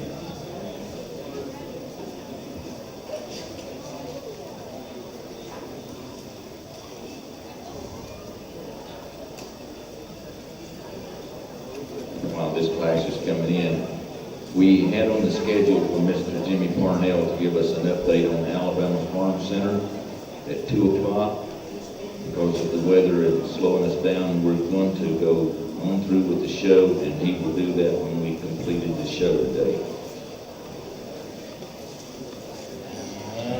Class 19 is coming in. 283 is Johnny Sexton from Escambia. Steer weighs 1240. Entry 204 is Grace White, Elmore County. Steer weighs 1240. 252 is Tyler Krim from Tuscaloosa. Steer weighs 1255. And entry 285 is John Braxton Rhodes from Escambia County, steer weighs 1260. This class is sponsored by the Macon County Farmers Federation.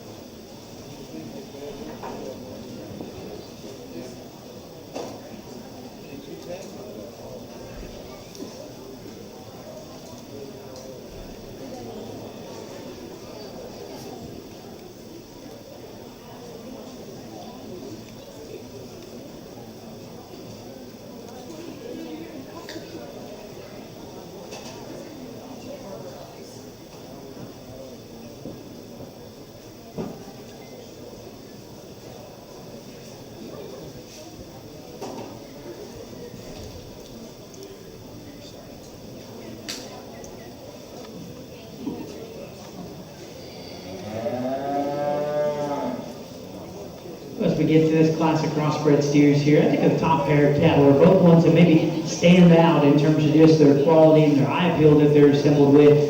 Both those steers probably could be upgraded from a structural standpoint, but I still think that the gold calf that gets the nod is the more practical choice, primarily because he's deeper bodied and got an easier feeding look as an individual out here. Young man gets him wanted and parked here from the side. He still portrays a nice balanced image. His neck comes pretty high out of his shoulder, and he's a steer that is really uniform in terms of his depth. Now we get behind the cattle and like to stouten him up and then just make him broader and have more outer projection to his rib cage. As I alluded to earlier, he's a little upright in his shoulder, and that consequently causes him to get a little up and down and tighten his spine. The steer that comes in second's got more muscle. When we get behind the cattle, he owns the advantage because he is bolder in his forerib. That sets the stage for him to express more muscle mass throughout.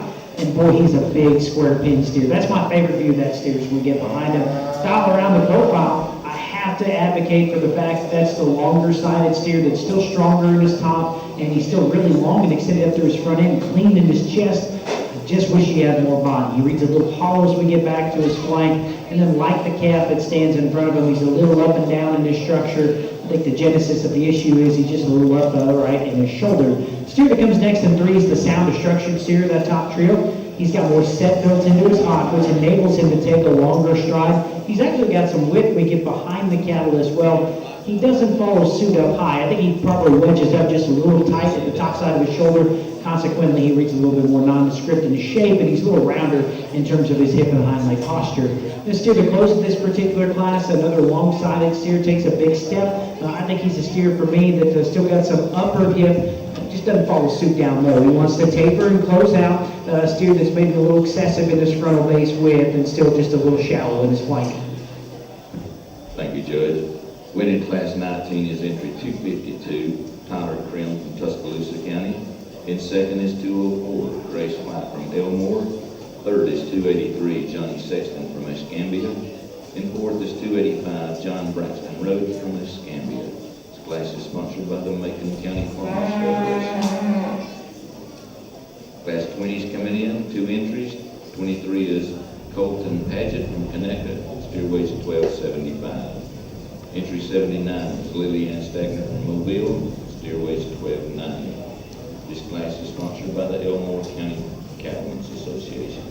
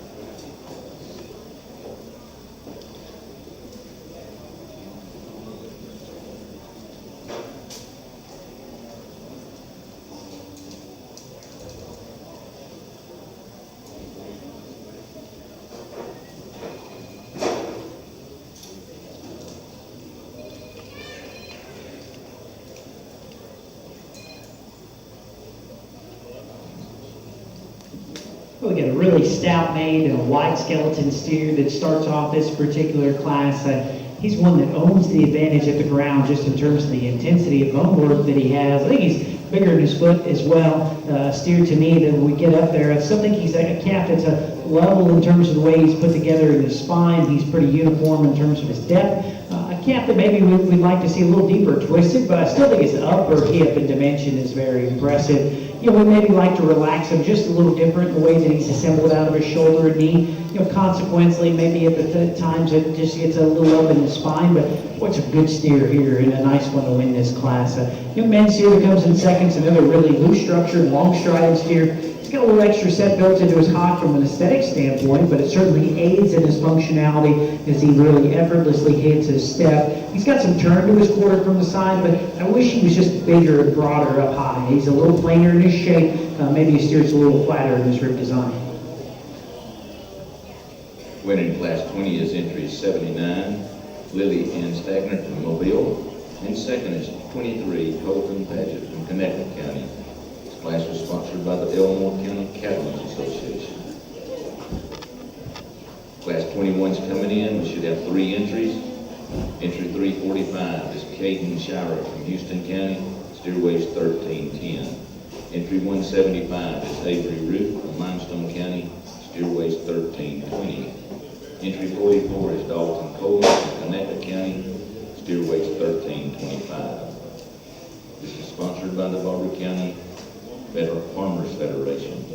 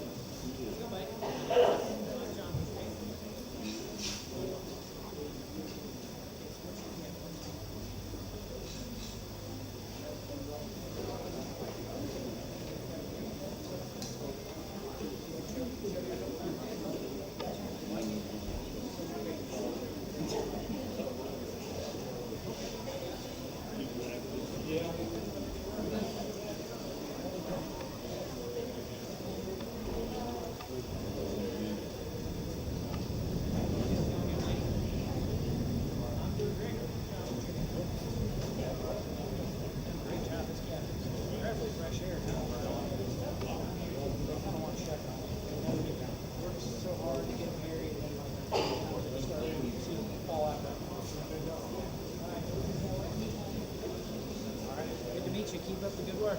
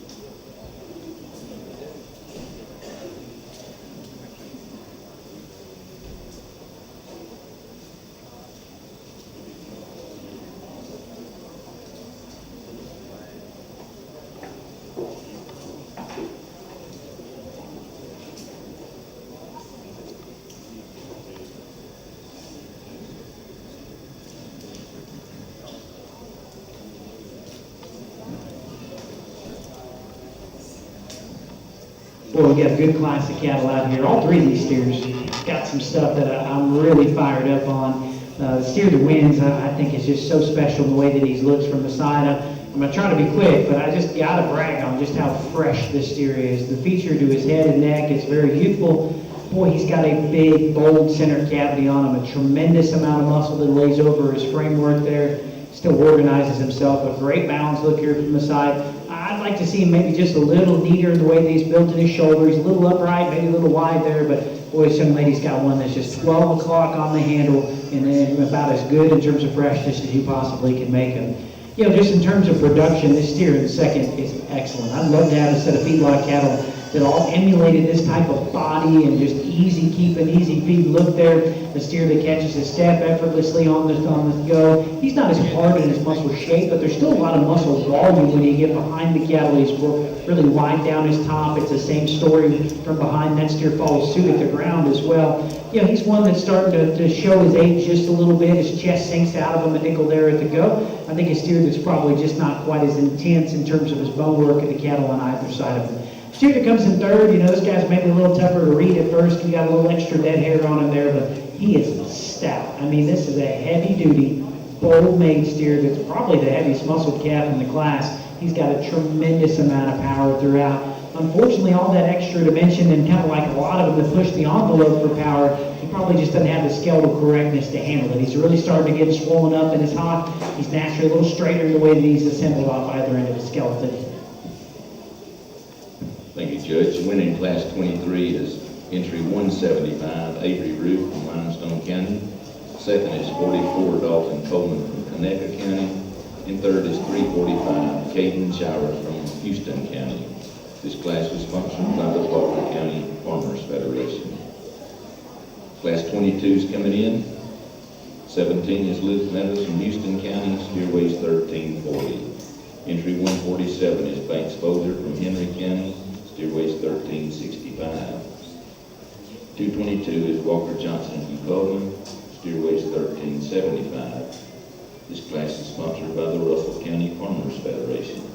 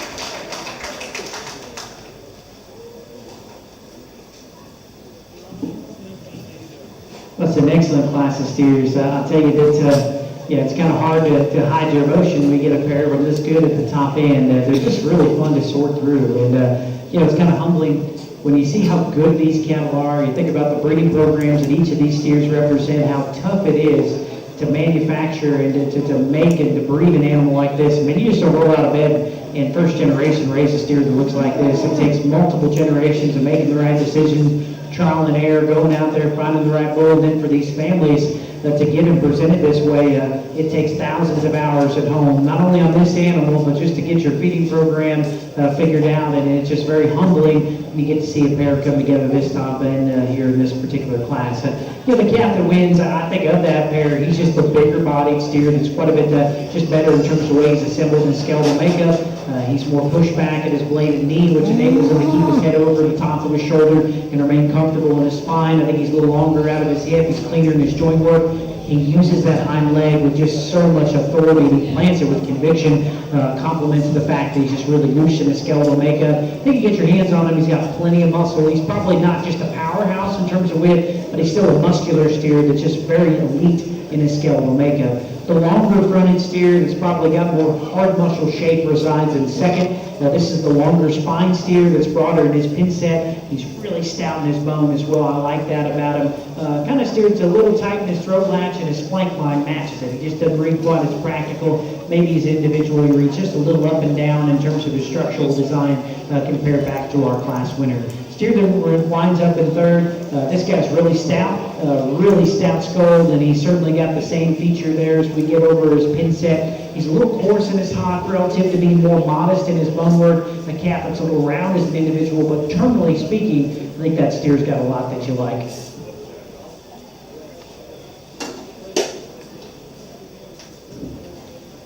Winning class 22 is entry 222, Walker Johnson from Coleman County. In second is 147, Banks Poser from Henry County. In third is 17, Luke Meadows from Houston County. This class was sponsored by the Russell County Farmers Federation. Class 23 is coming in. We have 4 entries. Entry 224 is Greer Jones from Pike County. Steer weighs 1390. 346 is Landon Shire from Houston County. Steer weighs 1400. 363, Olivia Watson from Mobile. Steer weighs 1410. 274 is White Johnston from Pike County. Steer weighs 1435. This class is sponsored by the Tuscaloosa County Farmers Federation.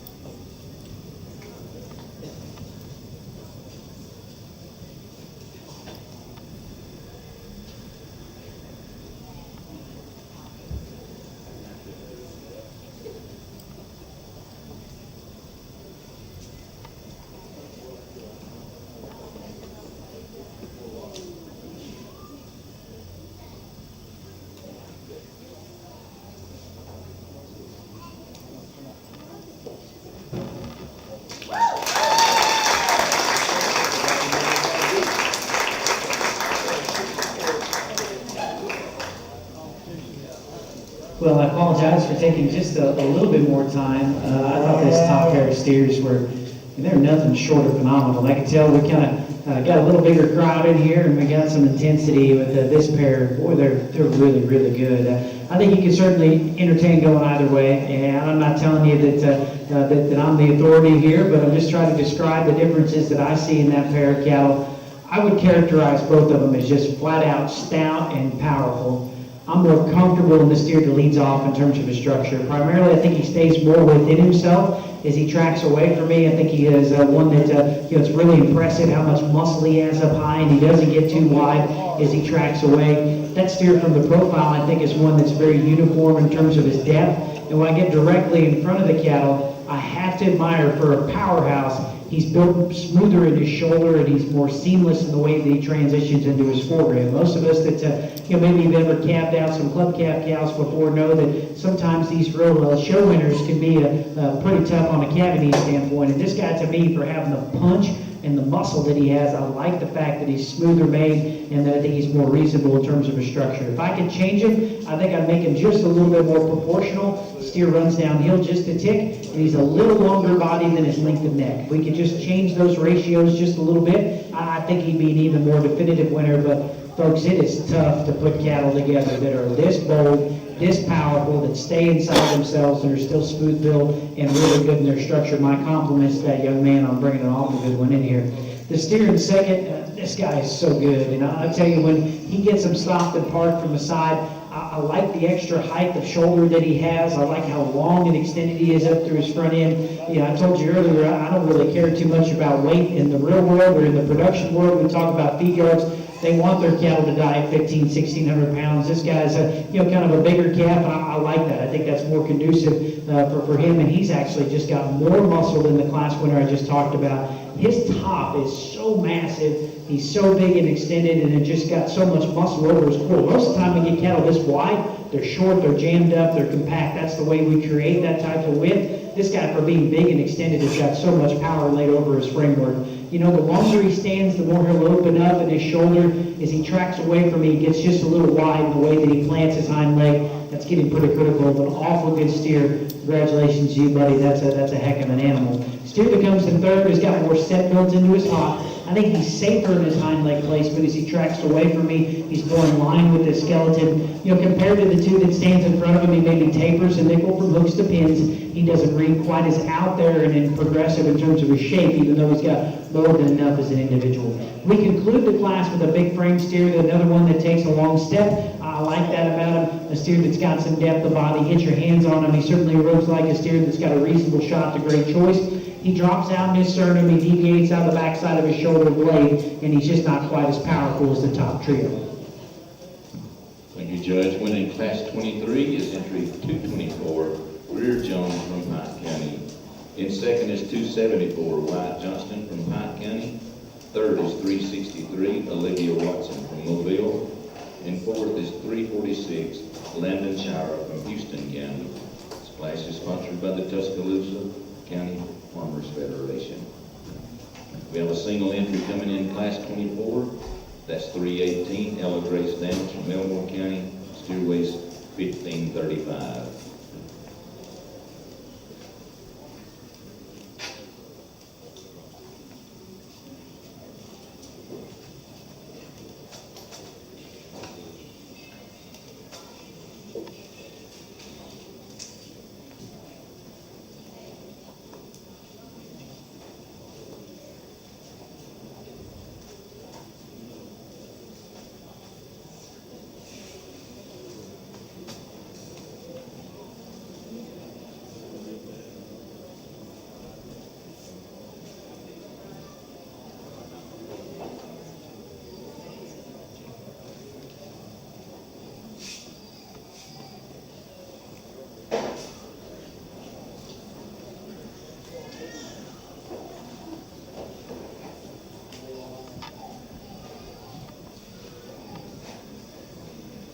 Well, really nice steer to kind of end this deal here with. Our class winner is one that certainly portrays a lot of the practicality attributes that I'm after. He's big-bodied, he's loose-structured, he's one that certainly gets out and catches his step, and he's got quite a bit of muscle draped over his framework. I think he's a good calf here, but I think even in the cooler, maybe where he really shines, because he's got a high degree of finish on him, a lot of cover. Now, he's maybe not as aesthetically pleasing as a couple of these other steers. He's not as strong in his top line. He's got a little extra set built into his hip and hock to kind of catch his step, but fundamentally speaking, that's an awful good calf.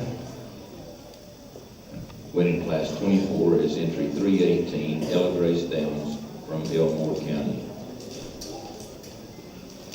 We're ready to bring our class winners from the crossbred division back in.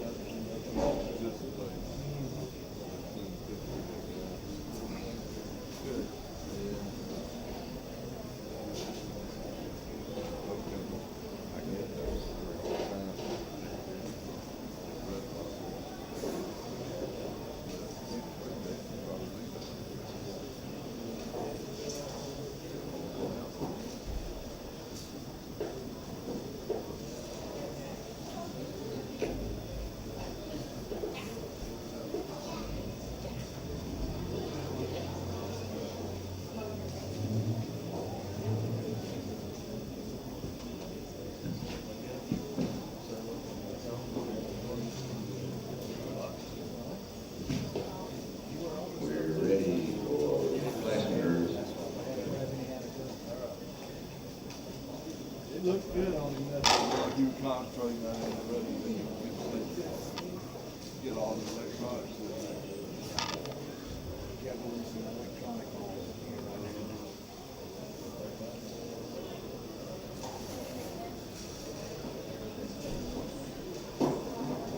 You got it live. Yeah, so that's our website. That's what's going to apply on our website.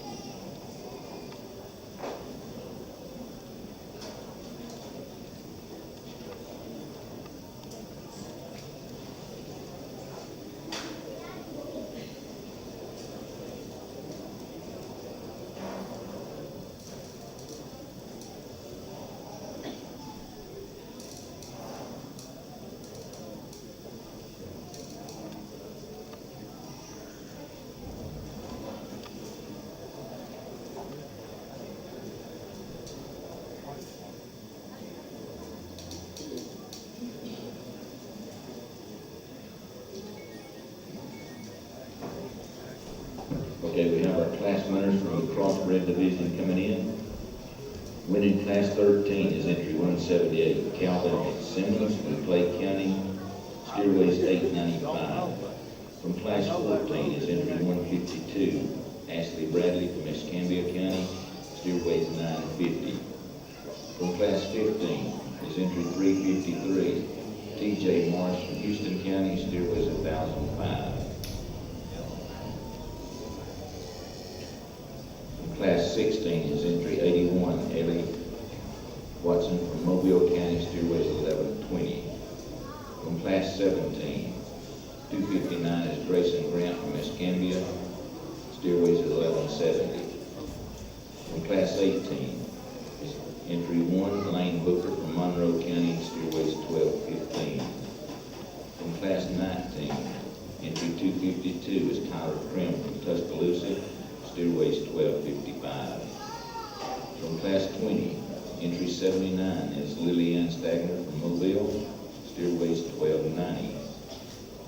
From class 21 is entry 175, Avery Root from Limestone County, steer weighs 1320. From class 22, entry 222 is Walker Johnson from Coleman, steer weighs 1375. From class 23 is entry 224, Greer Jones from Pike County, steer weighs 1390. From class 24, entry 318 is Stella Grace Downs from Elmore County, steer weighs 1535.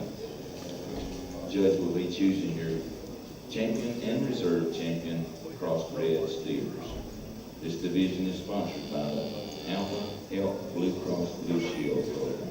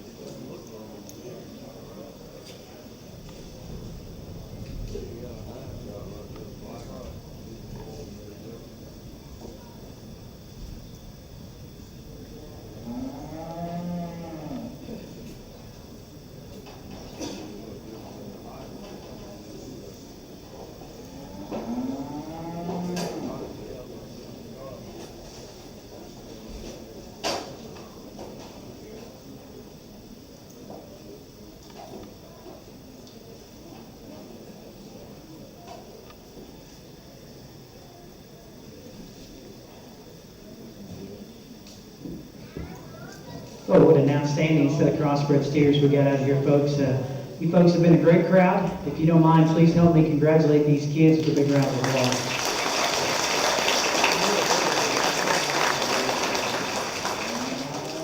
Yeah, I apologize for taking just a little bit more time here, and I appreciate your folks being here, because this is, man, this is such a time-consuming event, and you can tell these kids have just given their heart and put so much time and effort into this, and boy, you can tell out here that the type of intensity they got and how proud they are of their cattle, and they should be, because this is an excellent lineup of steers, and so I think it's a really close decision for me on the top end. But I think there's been 4 or 5 crossbred steers come through the ring today that are certainly worthy of distinction, that are good enough to be champion or reserve. You know, I'm just going to try to talk about the pair that I think it comes down to, and certainly wouldn't argue with if you got a couple different favorites than I do. But you know, there's a pair of them that I like awfully well. So the first one to be the kind of the silver steer out there. I've been talking about a lot of different concepts throughout the day, and I think this steer to me's proportions are probably the most perfect of anything that we've seen. Like his height to length ratio is in concert, his length of neck matches his length of body,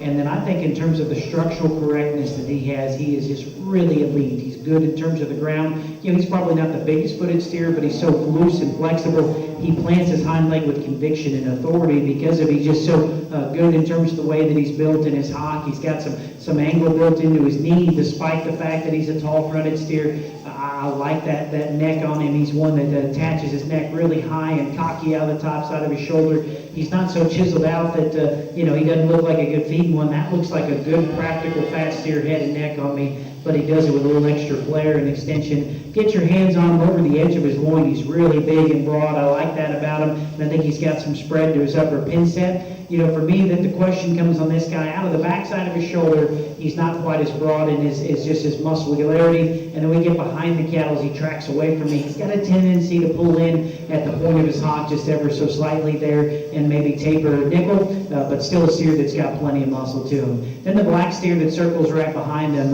this guy to me is one that's just so bold and fresh. You know, we're talking about making these market cattle, and this guy is one that's got so much outer projection to his rib cage. He's so robust at the base of his forehead, and that's why he starts bigger and broader out of the back of his shoulder in terms of his top line.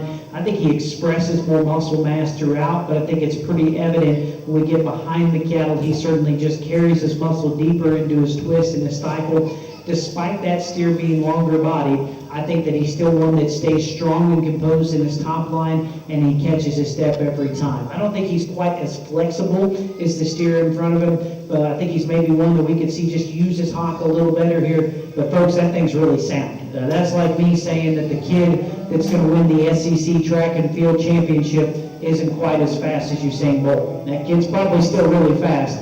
This steer's still really sound. He's maybe just not as elite in his skeletal build as the steer that stands directly in front of him. If I could change that steer, I'd like to see his proportion up just a little bit better. I think he wants to run downhill. He's got a tendency to do that. And then I think his length of neck is a little short relative to his length of body. And so maybe as we start talking about drawing that picture from the side, he maybe doesn't have quite the silhouette as the steer that stands directly in front of him, but he's chock full of more muscle all the way throughout. So that's kind of the trade-off in that pair of steers. I think they're both exceptional. I wouldn't argue with you if you liked one a little different than I did. I'm going to go out there and give one more look and then select your champion. If you folks don't mind, let's give all these kids out here a big round of applause again.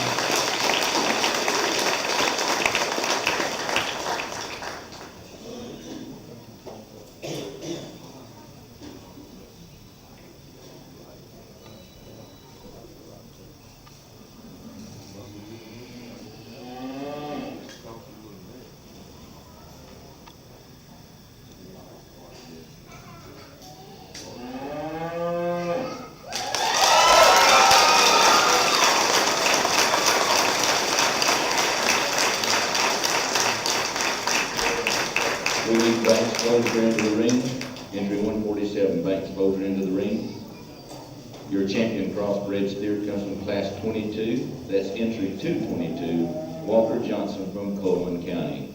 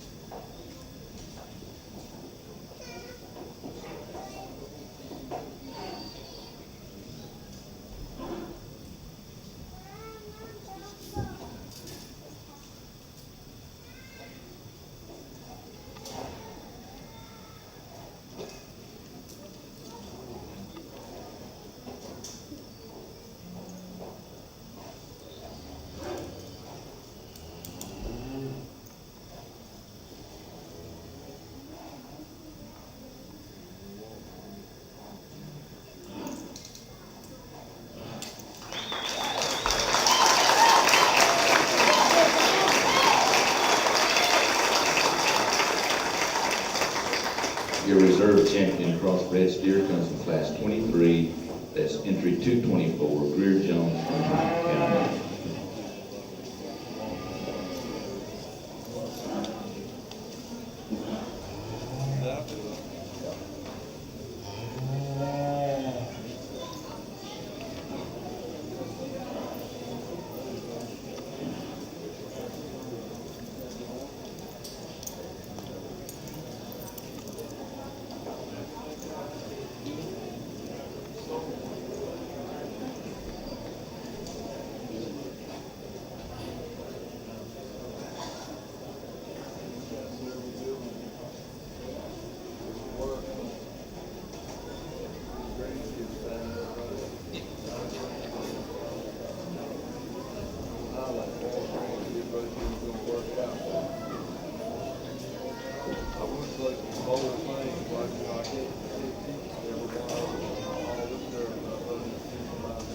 You know, you need those words without too many.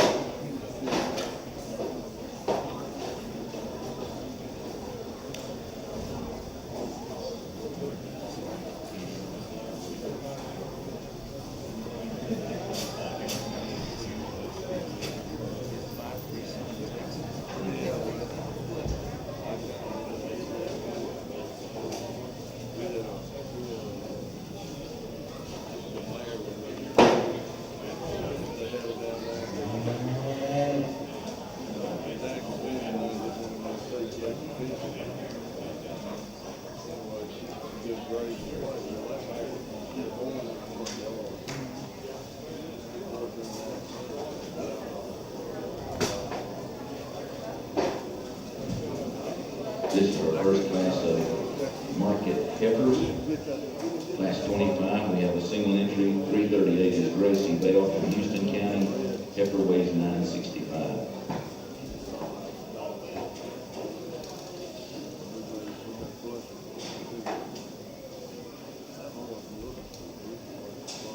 We got a single entry market heifer out here, one that's really impressive in terms of the amount of rib shape that she has.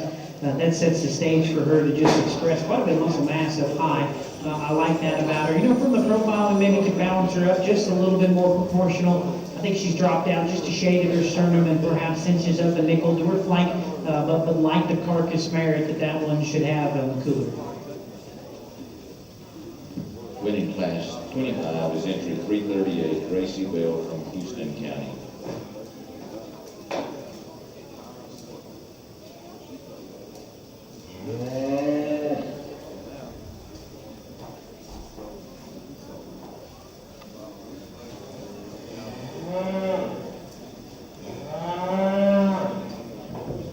Class 26 is coming in. We have 3 entries.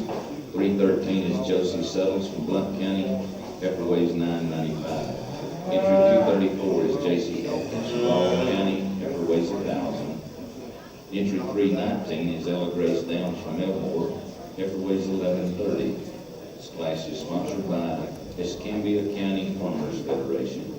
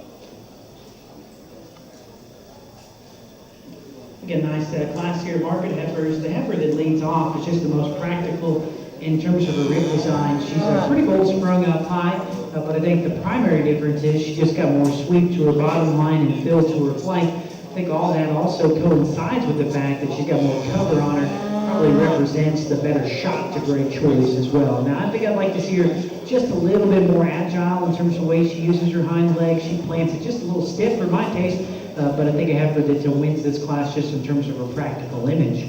The black and white heifer that's in second is stouter in her bone work, and I like her foot size relative to our class winner. I think she actually may be a little leveler out of her tail head and her hip and neater in her tail hip placement. But for me, the skirt heifer reads just a little flatter down low. She's got a tendency to kick up into her top line and maybe just to get a little high in her flank. Heifer that close to this particular class, I certainly like the fact that she's got some spring to her rib. Got plenty of muscle when you get behind the cattle. I like the bone work that she's got underneath as well. Reads a little bit more mature in terms of the feature to her head. She kind of sinks out in her chest. Another one maybe we could clean up in the feature to her hock.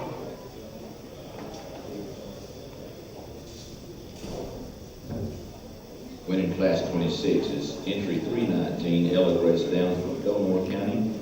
In second is 234, J.C. Atkins from Baldwin. In third is 313, Josie Suttles from Blunt.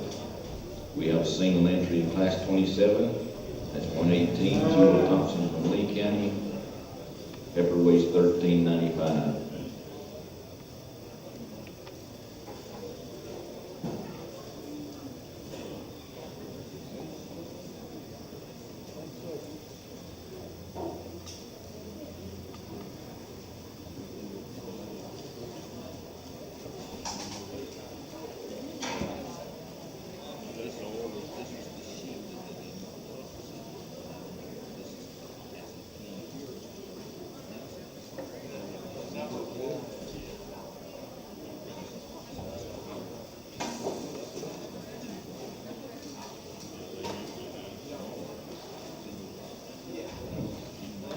Nice single entry in this market heifer class. Really a long-bodied heifer that's still bold sprung and big top. Generally, the easiest way to achieve this kind of width over the top side of their skeleton is to make them kind of short back and kind of a little pudgy here. But even though this one's got some stretch, she's really massive up high. I was impressed when I got my hands on her, the level of cover that she has as well. I think compositionally she represents the kind of cattle that can certainly cater to both sides of the grid. I like the fact she's able to catch her step every time too. We maybe could give her just a little bit more shape from behind to kind of match all that width that she's got up high. She's starting to fill up with some white tissue there around her tail head and through her chest. But I think that also kind of gives her that market ready look. A nice place to start in this particular class. Thank you, Judge. Winning class 27 is entry 118, Jewel Thompson from Lee County. We need our first place winners from each class of the market heifers back in.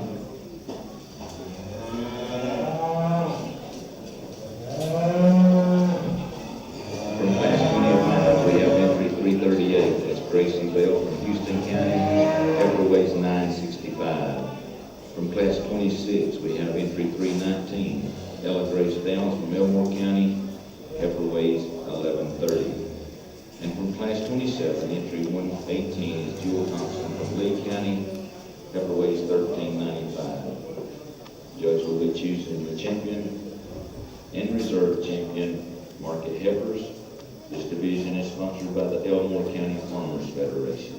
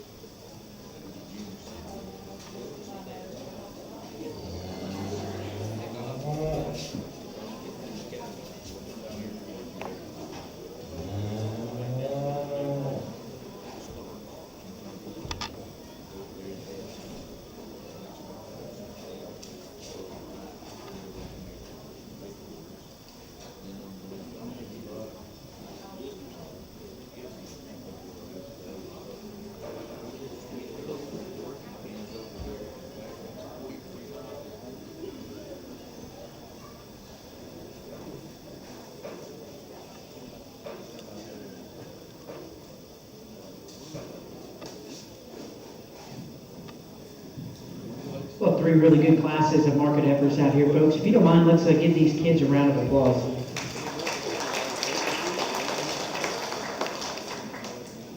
You know, I think the heifer that wins the first class, talked about her. I think terminally speaking, she's got some attributes I really like. She's got a good level of cover on her for this stage of the game. Pretty big down her top and reasonable in terms of the amount of muscle she has from behind.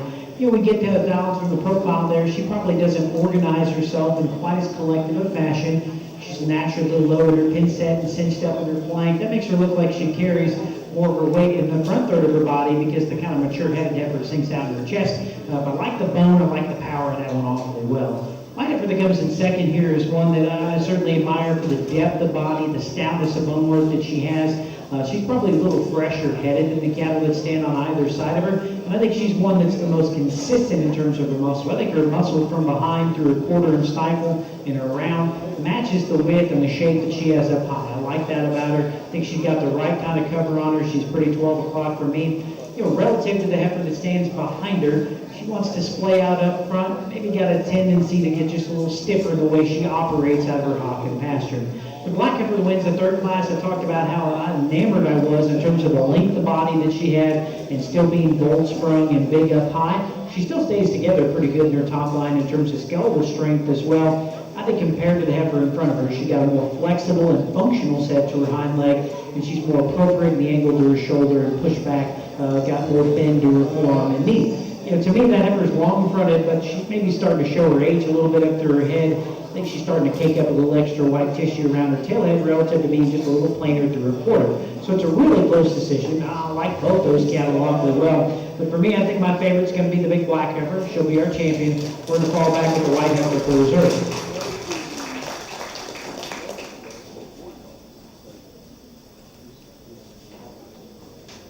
Your champion market heifer is entry 118, Jewel Thompson from Lee County. Your reserve is entry 319, Ella Grace Downs from Elmore County.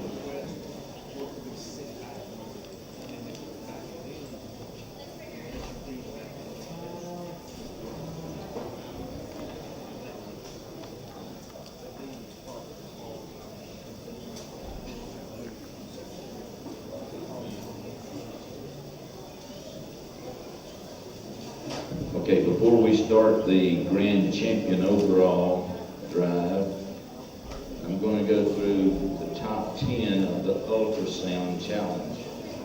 These animals were ultrasound on Wednesday. The sponsorship for this is Alabama Farmers Cooperative. In 10th place, entry 252 is Tyler Krim. In 9th is 216, Abby Jo Gibson. In 8th, 118 is Jewel Thompson.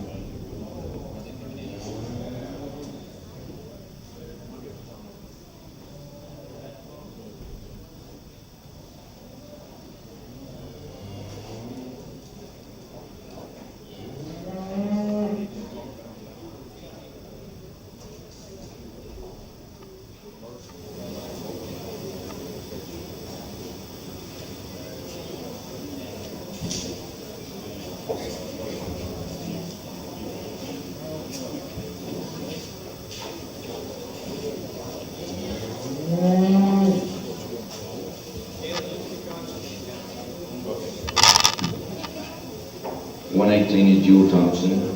In 7th is 186, Mason Smith. In 6th is 345, Caden Sauer.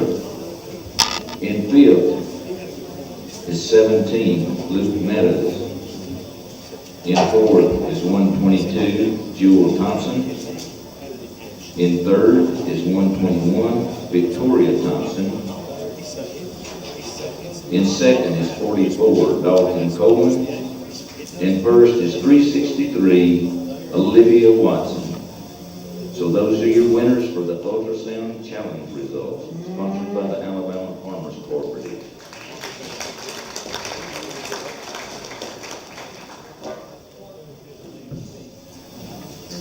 We're ready now to bring in the championship prize from the A.O. Bridge, we have Jewel Thompson.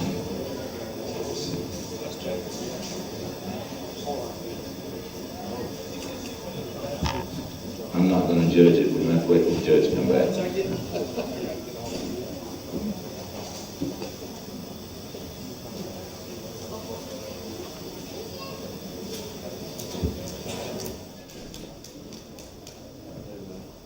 The winners of the ultrasound can pick up your ribbons at the table over to my left.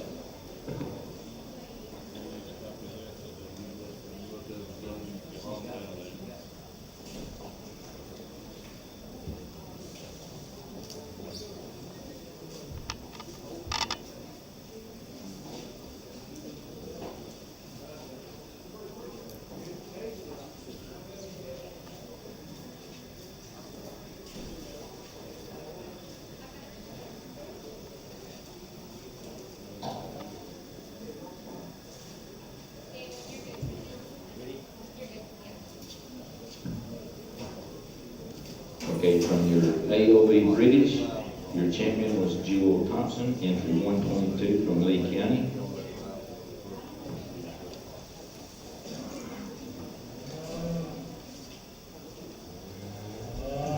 From your Charlay division, entry 66 is Etta Hudson from Coleman County.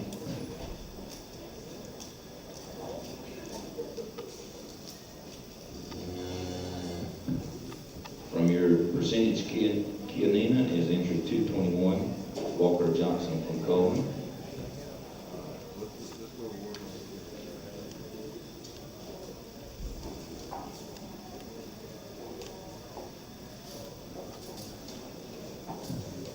Your main influence winner, entry 238, Clara Allen from Chambers County.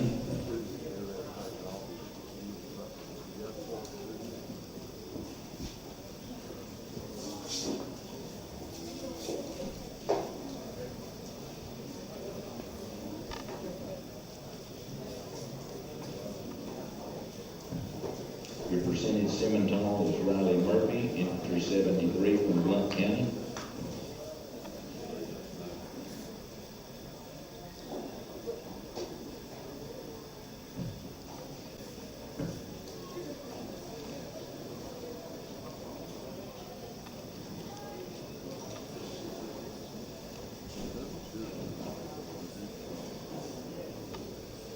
Your crossbred comes from class 22, entry 222, Walker Johnson from Coleman.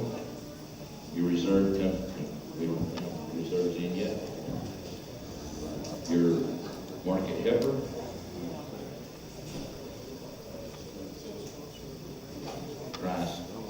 Class 27 is 118, Jewel Thompson from Lee County.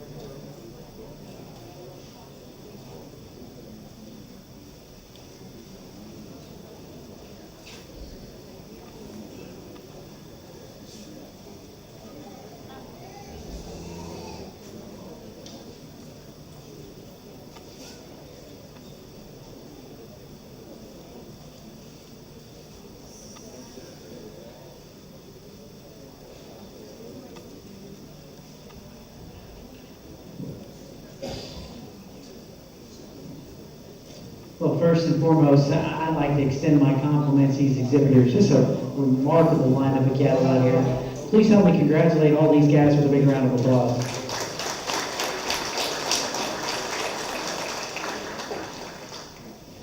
Thank you for the opportunity to come down here and judge, and thank you to each and every one of you for being here.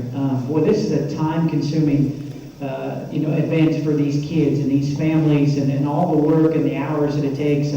Some of these cattle are just flat incredible. And I'll tell you, this time of year, they kind of like to let the hair fall out of them. My nephews show up in Illinois, and it's pretty cold up there, and we're going to a show this weekend, or they're going. And I can tell you that they are shucking like crazy. And I can see that these kids have put a lot of effort into these cattle, and it's got to be tough to kind of get that hair growth, and then to work hard to make sure that you don't have it all fall out at the end. It's got to be very nerve-wracking, and I can't tell you how proud I am of these kids. And I try to take a little bit extra time today to talk to all of them and get to know a little something about them. I really enjoy it because I know how much effort it puts in that these kids and these families have got to put into to get cattle out to this point. Most of the time when we get out here, I'll tell you that this is personal preference. I know it's a kind of solace, or sometimes it's kind of hard to hear that when you're on the end of a halter of one that you really like. But it just comes down to which one hits the judge the hardest. There's a reason there's like 30 different flavors of ice cream, okay? If we all like the same thing, they wouldn't have to make 30 different flavors of ice cream or have hundreds of different universities or sports teams, or we'd all drive the same truck or car. It's all right that we like things a little bit different here. So I haven't tried to tell you, I'm not the authority on anything. I'm just the guy on this side of the mic, and all I've tried to do is describe the difference that I see. As good as these cattle are, I would not be surprised if there's some of you out there that like some of them a little bit better. But what I want you to do is, to just reward these kids for their efforts. I taught for 10 years between Iowa State and Texas Tech. Those are some of my favorite places that I got to work with, some of the best years of my life. And every time when employers would call me, they wanted kids that judge, or they wanted kids that showed livestock. Because of the type of work ethic, the commitment that these kids learn. They know that the employers know that if those kids take the same skills and the same life lessons that they learned in showing, and they applied it to their chosen careers, that they're going to be successful. And unfortunately, when we go around this country right now and you see, whether it be a Subway or McDonald's or everywhere you go to, it's where we're hiring people. We want people to work. It's tough to get people to work. So I'll tell you what, you kids here, if you take the work ethic that you had to your steer projects and you put that into your professional career, you're going to have the world by the tail. You're really going to go out there and be absolutely remarkably successful because of what you've learned from showing livestock. There's no better way for you to develop, and no better vehicle than showing cattle, and I cannot compliment you exhibitors and you parents enough for that regard. As we talk about these steers out here, there's several of them I think are in contention. Maybe there are a few that I kind of want to draw your attention to. The first one would be that Charlay Steer. I talked about how fresh and youthful he was.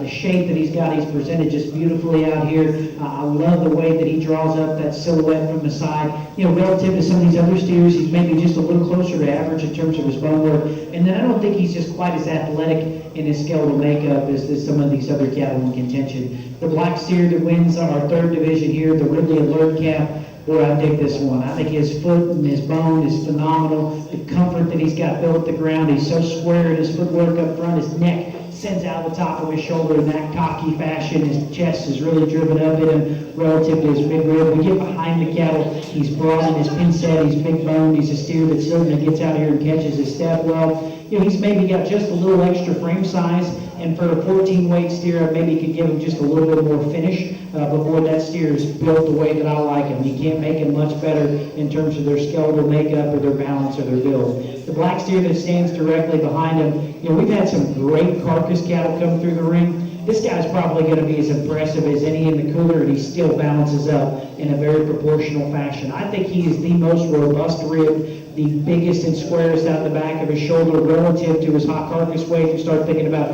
where his ribeye area is going to be at. He obviously ranks in elite sector of the industry, and then he's a steer that's really fresh in the way that he's presented. Like now, many cattle that push the envelope for power, he probably plants his hock a little perpendicular to the frame, to the surface. He's a steer that's just a little up and down in terms of his structure. Then we get to that cross steer. I love that cross steer. I thought there was 3 crossbred steers that were phenomenal. The 2 I used, and then there was a red-white one that was second in class. I wish can get all three of those guys out here, but I think this guy's just proportionality. He's just so good. His height to length ratio is the most in check. His length of neck matches his length of body. Everything works in concert to that steer. He's not out there extreme in any one fashion, but everything fits. And I think this is the type of steer that if everybody went home and tried to breed cattle that look like this, we'd make big projections or progressions in the cattle industry. I'd love to have a set of heifer mates that emulate that type of functionality, that kind of structure, that kind of body.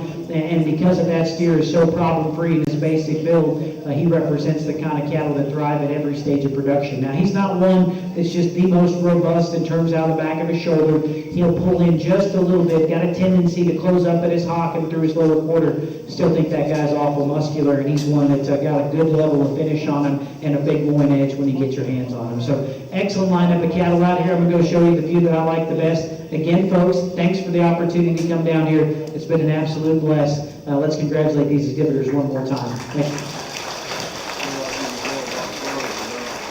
I don't envy the job he has had to do today, but let's give him a big round of applause for the job he's done judging today.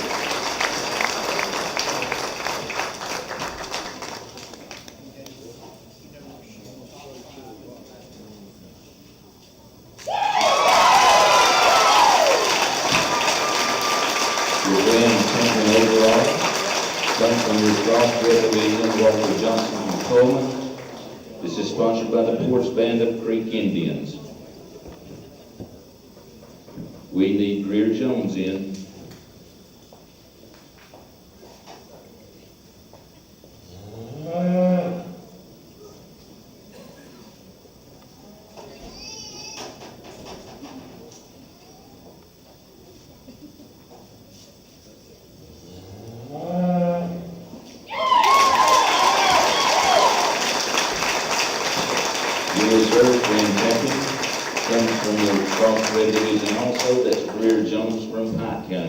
This class was sponsored by the Southeastern Livestock Exposition.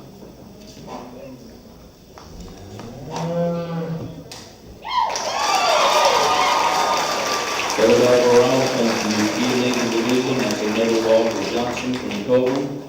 That's sponsored by Yellowwood. If it doesn't have that yellow tag, you don't want it.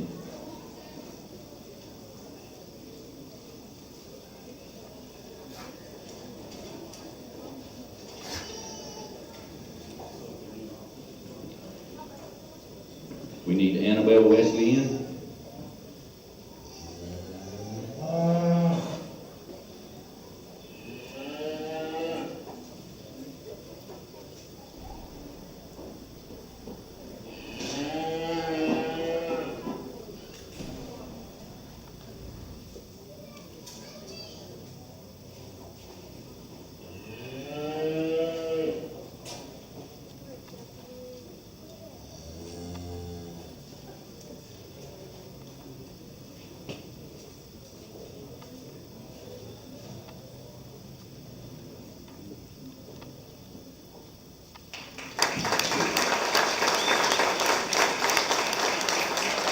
Overall from your main division, that's Claire Allen from Chambers County. This class is sponsored by the Alabama Department of Ag and Industries.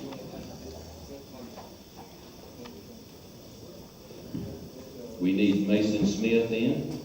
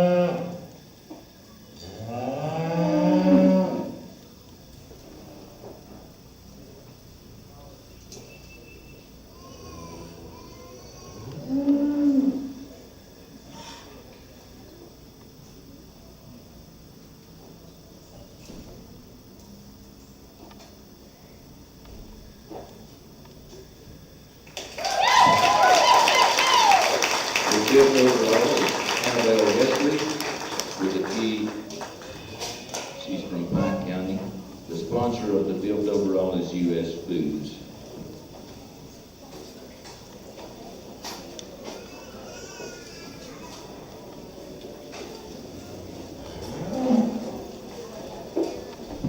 Okay, we need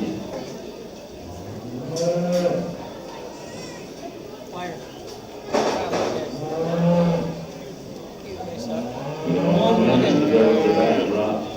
we need the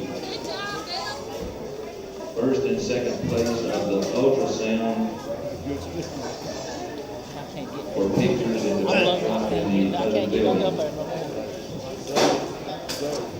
You had one of the ultrasound printers, and then you go to the background for pictures.